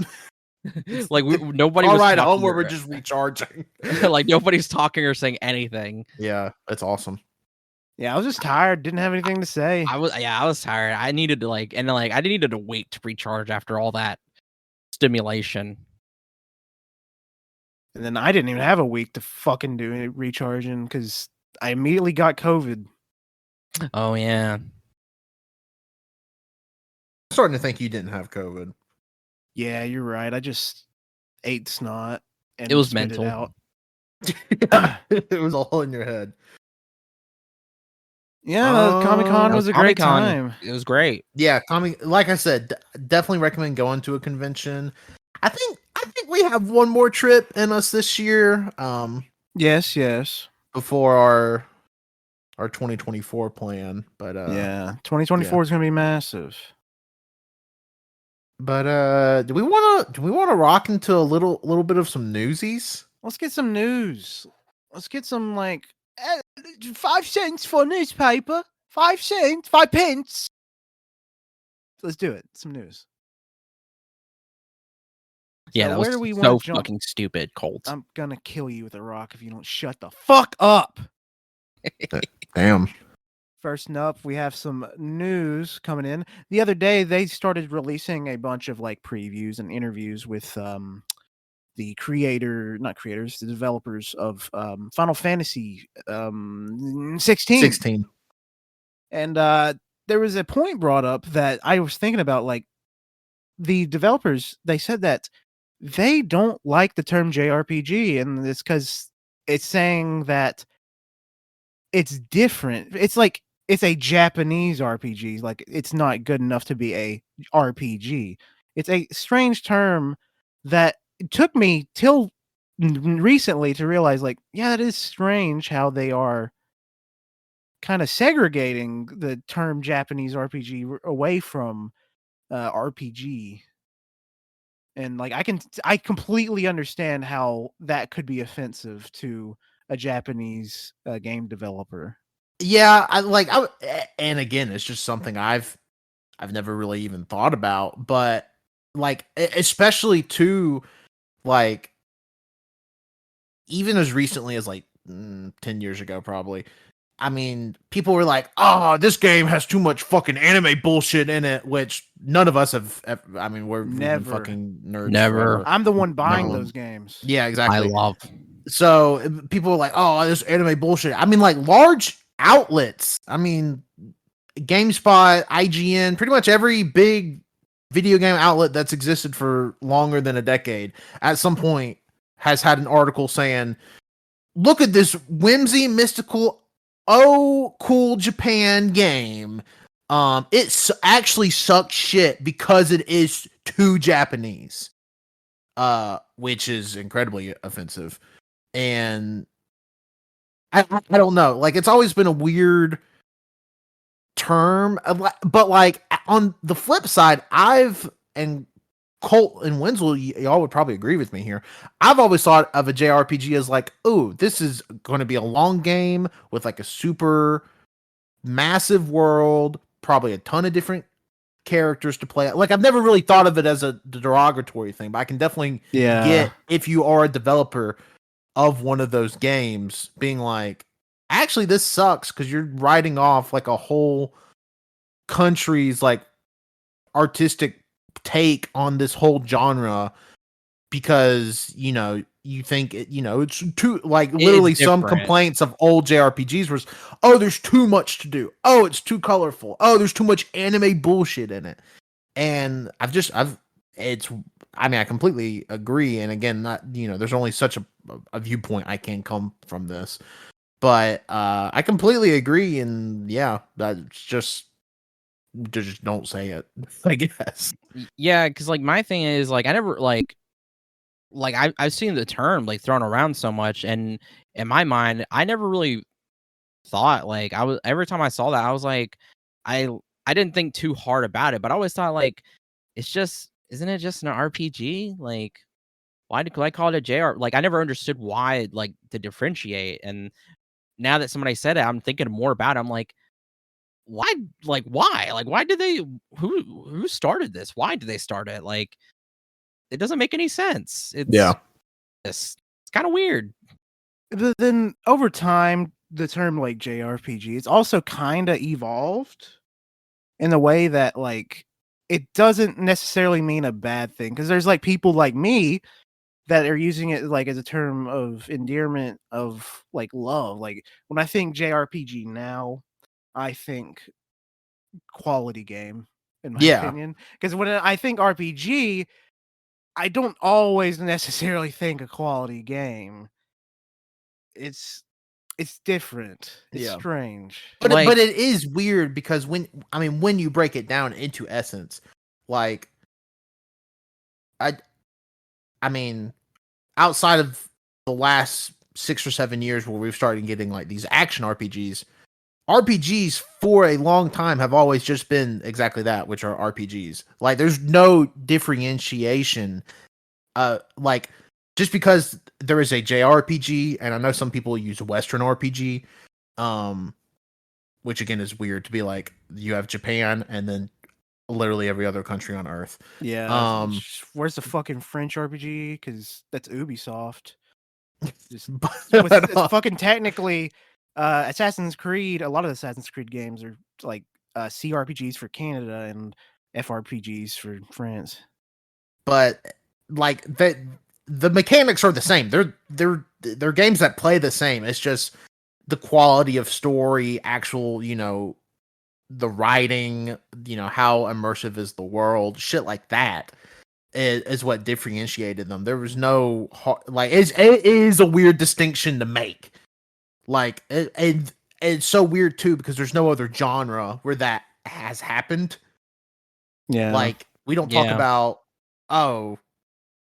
these I don't like American FPSs because all Americans own fucking 40 guns, so obviously they're gonna know how to develop fucking killing each other. Yeah. So it's weird that and again it's something I've never thought about. I did see a tweet though. Somebody was like, "Well, I haven't used the term JRPG since Final Fantasy IX came out because Final Fantasy IX was developed in the West," and then I realized it didn't make sense. Which was a fucking insane take on that, but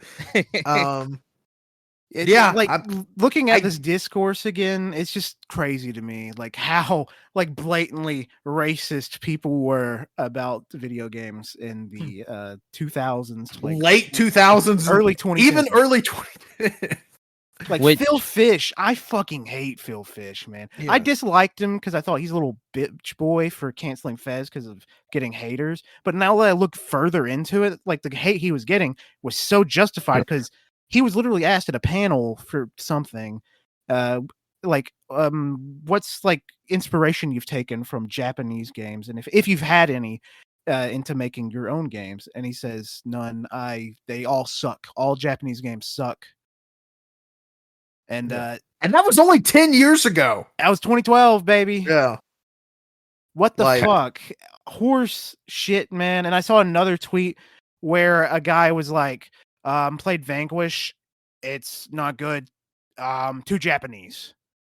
Like, what the fuck are you talking about? Vanquish is like widely loved. Like it's a cult classic at this point. Yeah. I played Vanquish recently when they re-released it for the PlayStation 4. If I played it back then, this would probably be one of my favorite games of all time. It's really fucking fun. I've always wanted to play it. I just never got around to it. Now I want to play it even more. Like, man, so good. And yeah. Like, fuck. Yeah, like I was gonna say too, like it's always funny because like the same people who say that are like the same people who are like, oh, I don't like anime. Like, why don't you like anime? And then like, they talk about these tropes or a ton of people write off anime because of what they've read on a message board 15 years ago, what fucking hentai is. And it's just like, you know what? Just say you're racist. Yeah. They're like, all anime is somebody getting fucked by an octopus. Like that's my thing. I'm like, if you're gonna say it or you're gonna say like, you hate anime, I'm like, just say you're racist. That's my thing. Just say it. I couldn't imagine just being like, I'm completely gonna cut out this. I mean, whole culture of shit because I don't know, because of what people on fucking GameFAQs used to say in 2006. Like, I mean, fuck. I mean, we've even in recent years, there's been like some larger online presences that have like for years didn't want to watch Dragon Ball Z, which is like the most fucking accessible show ever. Yeah, most normie anime you can watch. And they're like, they watch it and they're like, oh, holy shit, this is actually really cool. And these are guys like in their late 30s and early 40s. They're like, man, I can't believe I wrote off anime for so fucking long because of these preconceived notions that somebody was gonna, there's gonna be so much fucking boob and ass and, people getting fucked by octopus and blah, blah, blah and shit like that. And it's just like, if you gave it a fucking chance, like chances are you'll probably anime is just like any other visual medium. It's genres. Anime is not a fucking genre. Yeah. I mean, if you want to watch something with stuff like that, fucking more power to you. You can. Yeah, you can find it. Totally. Like, do you, but and chances are it's very well animated too. You can find that non-anime as well. Yeah, it's not exclusive. Yeah, it is not. Such a weird like thing. I mean, even fuck. I mean, Wenzel, I wasn't friends with you as you were growing up, but even when we were growing up, people had like the notions of, oh, if you watch anime, you're a fucking pervert. Yeah, like that. I mean, we're not old. Oh yeah, no. Like anytime, like at school, I mean, we knew people who, like me and Colt specifically too. Like we knew people who were like who just didn't want to watch anime because they were just so vehement, like just like they would never give a good reason. They're just like, I just don't want to watch it. I just don't want to watch it, and it, like almost as if it was like a sin or something. Like like and especially too, these people were also like Christian too, which is like what? Like, well, that's like I had to have been probably 14.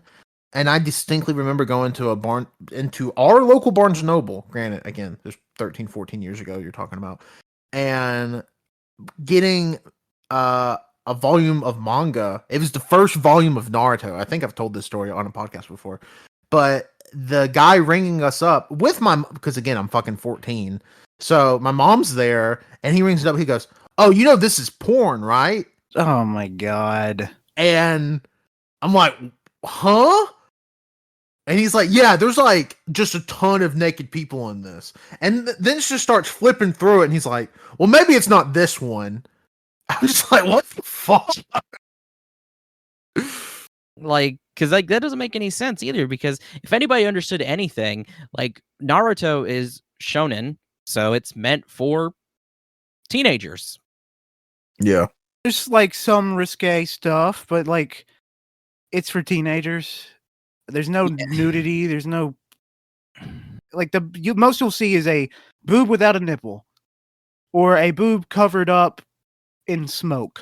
And it is weird, but that's a whole nother conversation. Yeah, probably doesn't even make sense to be talking about it here, but it's just Yeah. Either way, JRPG, weird term, but also it's different now because not all devs, the Japanese devs, are like so against the term. It's strange. I don't know. I'm just gonna use it with caution.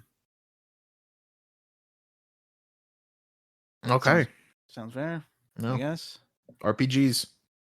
RPGs, they're fun. Although kind of going off in a little direction, all the previews I've read about Final Fantasy 16, that game seems like it's going to fucking rock my socks off. Oh yeah, it's like Devil May Cry had a baby with Final Fantasy is what I've read. I didn't realize so many people from Devil May Cry, specifically 5, like are now at Square Enix working on this.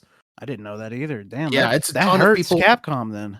Yeah, it's a ton of people from Capcom came over, like people that made Dragon's Dogma and Devil May Cry 5 are like working on this. And then not to mention like you have a huge part of the team from Final Fantasy 14 that came and is working on this as well. So it's going to be pretty sick. I'm excited for June. Yeah, June's going to be a great time. I'm going to be playing the shit out of Final Fantasy 16. See if I get the Platinum Trophy for it, because I got the Platinum Trophy for Final Fantasy 15. We'll have to see. Up next, we got some more news for you. The Reuters. Is it Reuters? Reuters?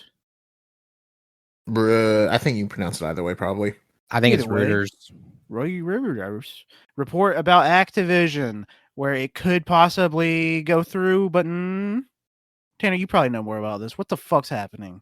So basically, if you're not keeping up with all the Microsoft Activision news that's been going on since early last year, essentially the EU was in talks of not letting the merger go through because it would make too much of a monopoly in the video game space.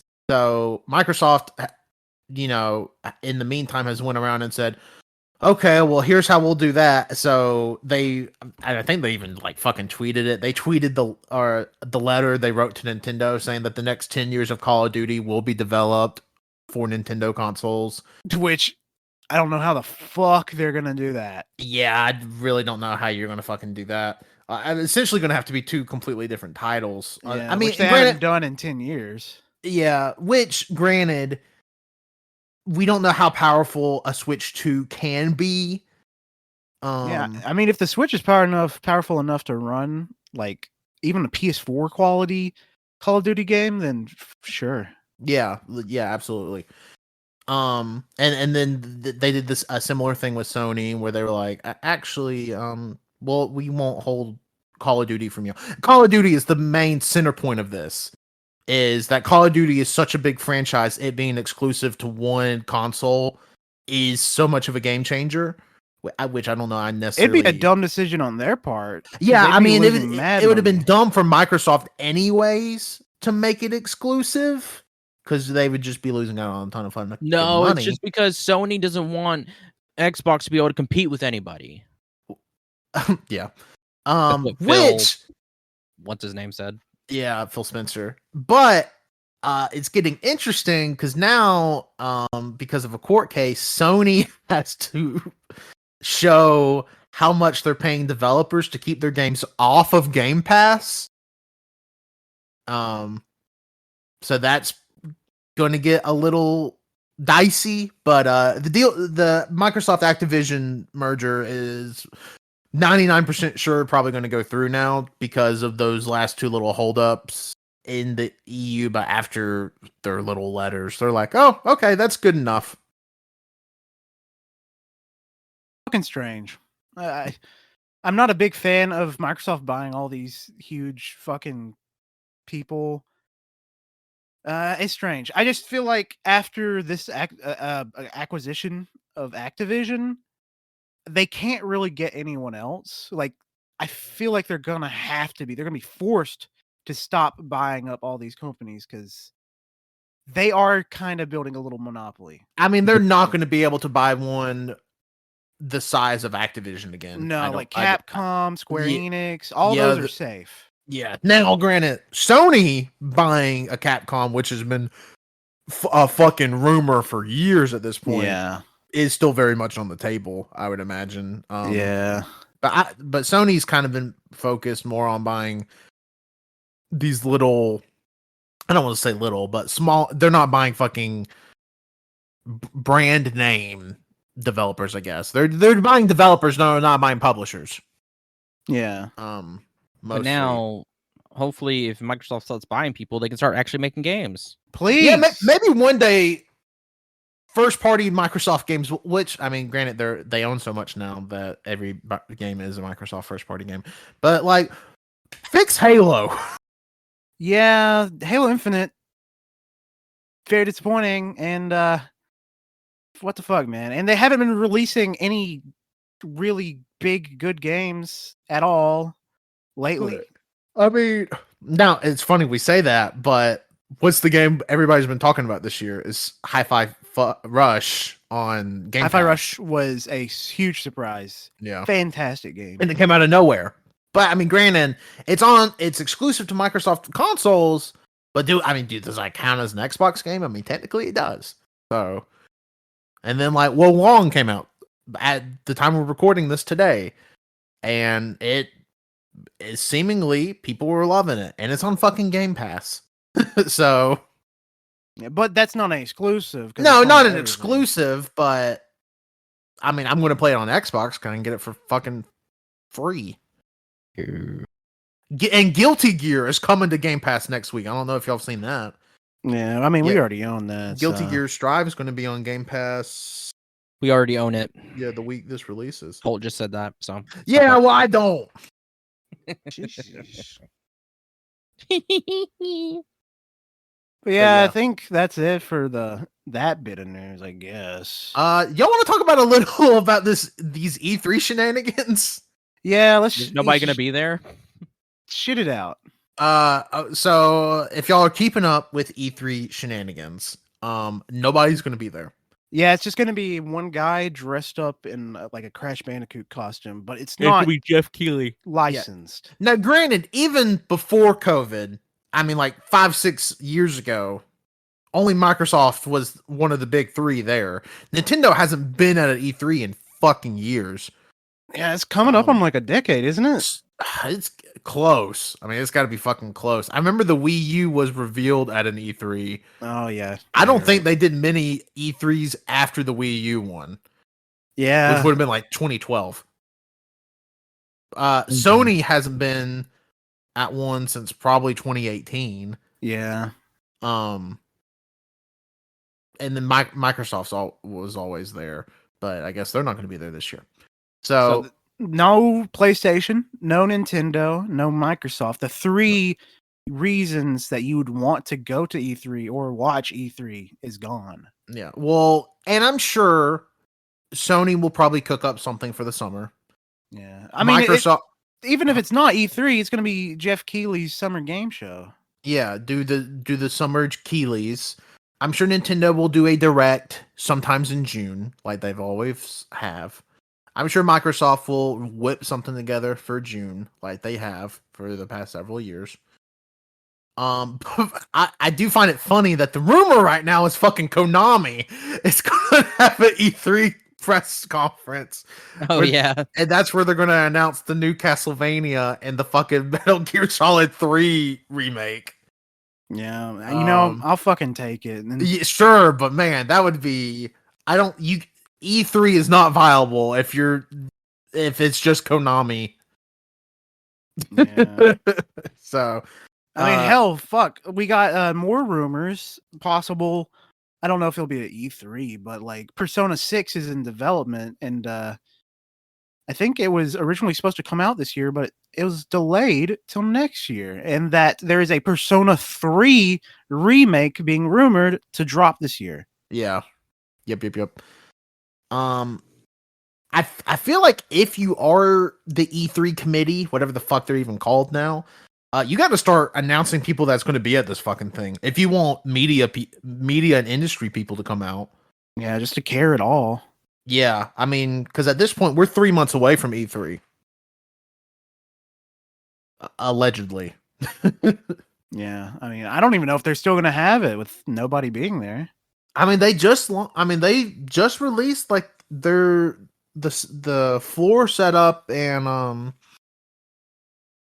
stuff, like the pre-register website, like the other day, like 2 days ago.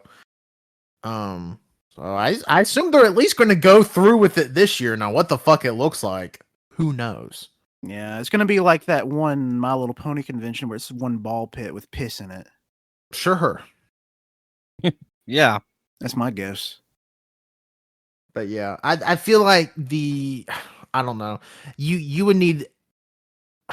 I don't know. I know we were just talking about conventions, but I don't think a convention like an E3 really has a space in gaming anymore.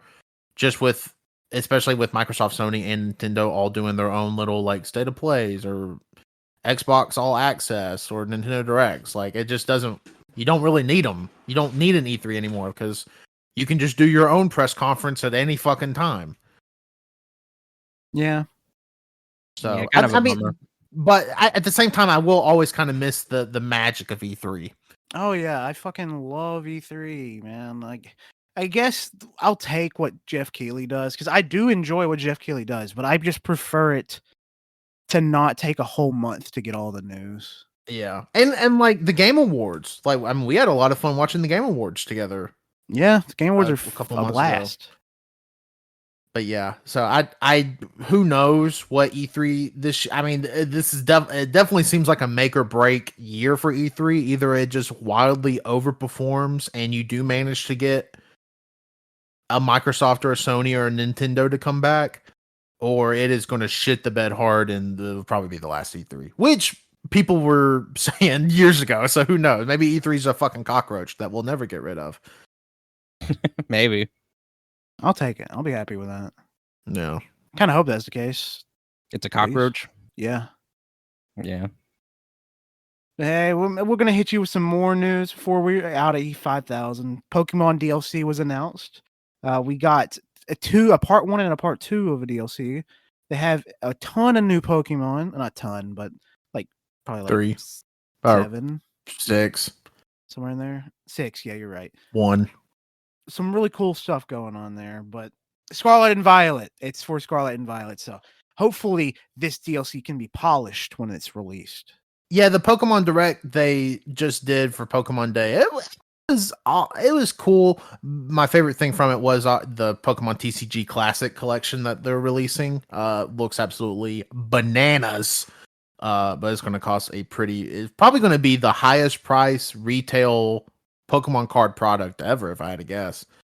That's like actually available for normal people to buy. Because I think right now in Japan it's priced at like 40,000 yen or some shit, which is like $300 here. But yeah, that looked cool. The DLC looked cool. I was a little disappointed they didn't announce any of the Game Boy games for the Switch. But what can you do? Yeah. Also should mention the name of the DLC is The Hidden Treasure of Area Zero. Yeah, there's a part 1 and a part 2. Yep. I do like that a lot. It's the first one at least is very Japanese themed. We don't really know much about the second part yet. It's the first one is like it's based on like an not ancient, like an old tale. I can't remember what it's called.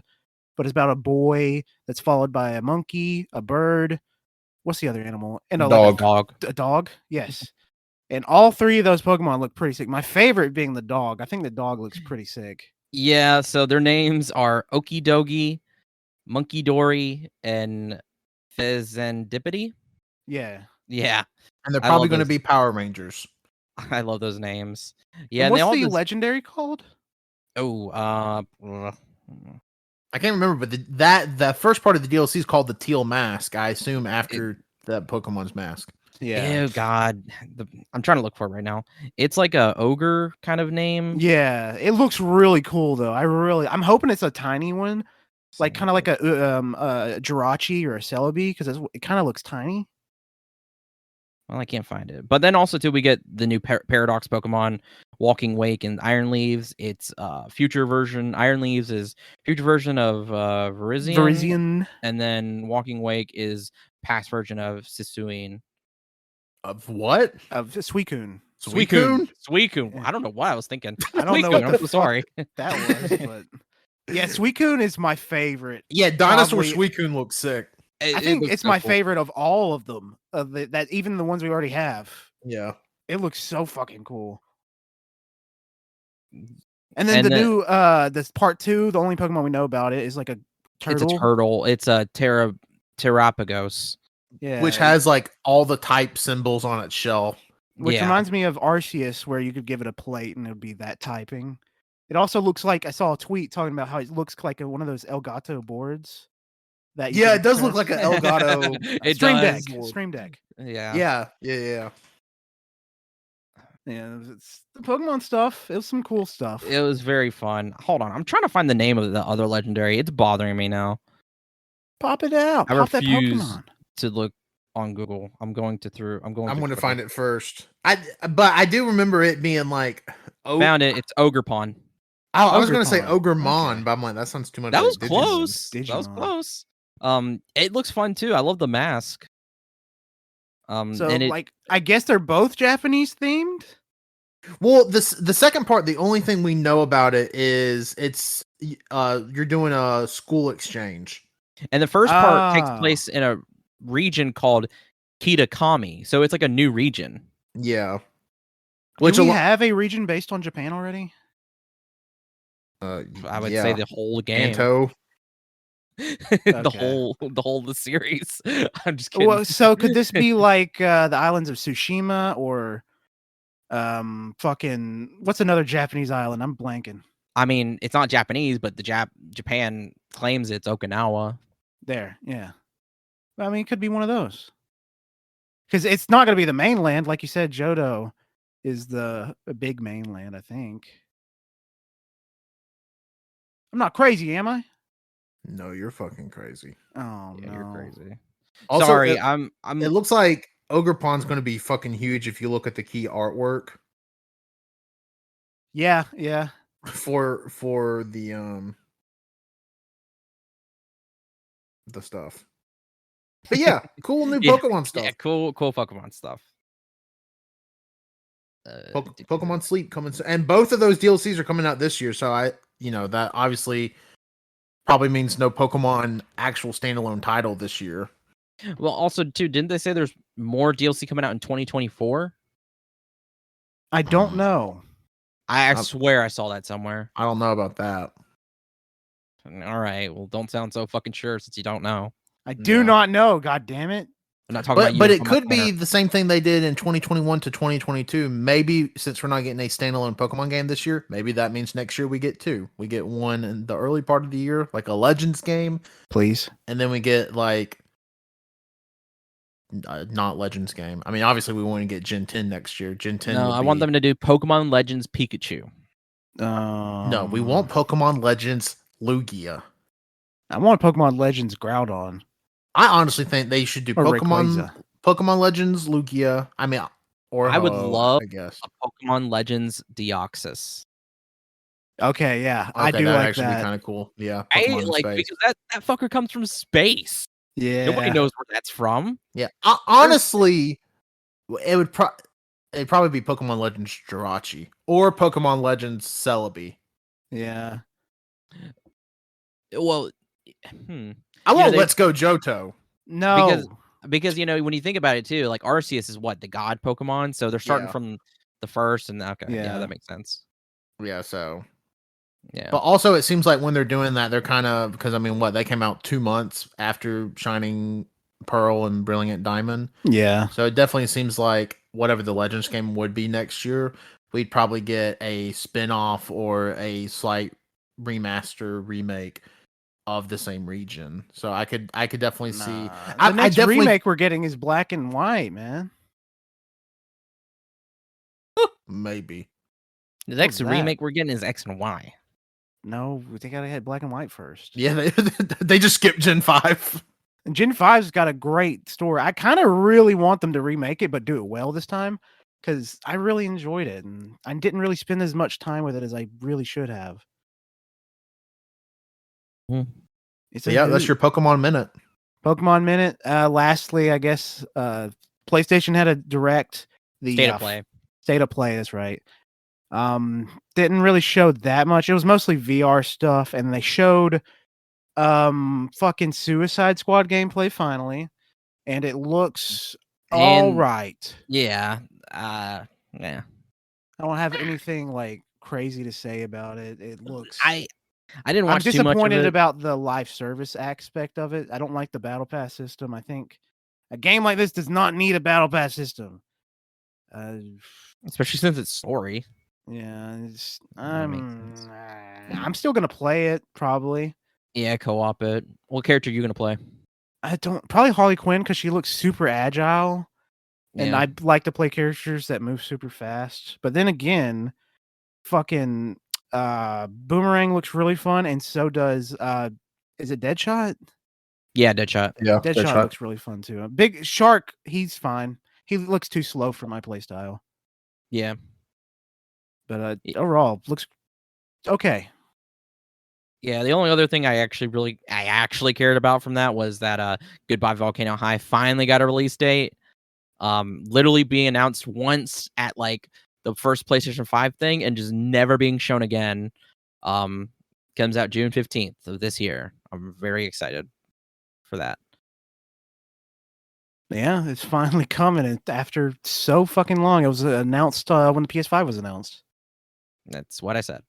No, you didn't, because I said it, bitch. I said it. I was like the first thing that came out about PS5 where they're showing games for it. It was shown there. I I'm said pretty that. excited for it. It was shown. I don't know if y'all know this. It was actually shown at the first thing for the PlayStation 5. It was shown during the PlayStation 5 announcement.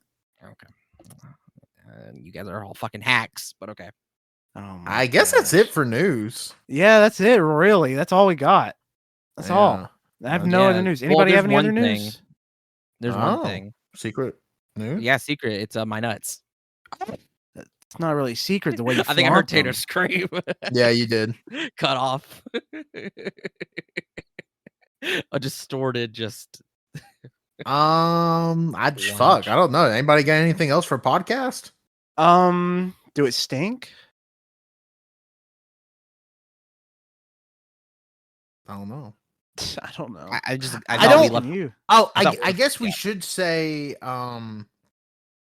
we don't know what we're doing. No, For we a- don't know what we're doing right now. We're in a weird position. We will get back to the big game reviews at some point. Yeah, it's like because right now I'm about to be out of the state for over a week, and then in just a couple of weeks, Wenzel's going to be out of the country for a month. Well, So and Colt and I are definitely going to do something while Wenzel's gone. Oh yeah, like I'm just gonna go ahead and say it. This month, no game. We're not reviewing a game this month. This is the only episode for the month. Yeah. And next month in April, I will say Tanner and I will review a game. Do I know what that game is? No. But we'll find out. yeah, because we had planned to like pre-record stuff, but Mhm. that just cannot happen now. So yeah, they're just gonna have to do some stuff without me. Yeah, Yeah. and also to wet your gullets. I am going to try to appear on the main show more this year. Actually, I don't know if it's out yet, but we recorded one recently. It If was it's a not out hoot. yet, it will be out soon. It was We had a fun. lot of fun doing that one. It Episode was, 299 may be the most unhinged podcast So recording I've insane. ever The been ending on. for that episode was insane. Yeah, the ending for that episode I would put on the same tier as the ending for like a Midsummer. Yeah. yeah, we midsummered on the podcast. Yeah, I would say we're even all a little closer now. Yeah, Kinda. in some way, yeah. We all drunk from a chalice. That's not a fucking bit. We all we all might have swapped fluids. I didn't spit into it. Did Well, you? I mean, I didn't. I thought it was implied that we all had to spit into Well, it. also Wenzel. Oh, I guess God. Wenzel did drink from it first and last. Yeah. What the fuck? That's crazy. Yeah, Wenzel went in for seconds. You know what? Listen to that episode if you want to know what Yeah, the fuck listen we're to that talking about. episode if you want to know what the hell we're talking about. When it'll be episode 299 whenever it comes out. But I'm gonna try to pop on the main show more. And you know, we always got something cooking. Yeah, we're cooking. yeah. This is gonna be an experimental year, and but I think there's gonna be a lot of good stuff. Yeah. Both solo projects, group projects. We're always cooking something over here at the AYCH network. Yeah, and hypothetical projects. And we're gonna start our own Family Guy reaction channel on YouTube. Oh man, I actually where we kinda watch wish. every episode of Family Guy. From And we'll beginning call to our end. channel The Family Guys. Yes. Oh wait, hold on. Hold on. All right. Edit that out. Off mic. Edit that out. Off mic. I'm not editing anything out. I know. That's a fucking funny idea. That's all I'm gonna say. Oh my god. Actually, fuck. I need to message y'all or after we're done recording. Okay. Hey everybody, welcome to The Family Guys. We're gonna watch the first episode of Family Guy, and here's our reaction. Okay. Well, I've been Tanner. You can follow me on Twitter at Tanner1495. Again, you can listen to all the podcasts on both the AYCH main feed and the AYCH extra feed. Chris and I are trying to get together to record another episode of Muscle Orchestra, but he has had crazy blizzards. We have had crazy tornadoes. So we'll eventually record another Muscle Orchestra. Again, thank you for the support. You can follow us on Twitter at AYCH Podcast and the Backlog BoyZ Twitter at Backlog BoyZ Pod. With the Z. With a Z. Obviously. Remember that. You should be knowing that. And if you want to find me on TikTok, I'm at TikTok Tanner, then spelled out 14. Hell yeah. That's Yeah. it. My name's Colt. Follow me on Twitter at ColtD00. I'll be on there, not tweeting, because I'm keeping my thoughts in my brain. You can't have my thoughts, Twitter. Can't have them. They're mine. Yeah. Thank you for listening. I'm Wenzel. Follow me on Twitter at Wenzel Wilkie. You can follow my art Instagram at World of Wenzel. You can follow also my book Instagram, Wenzel Banters.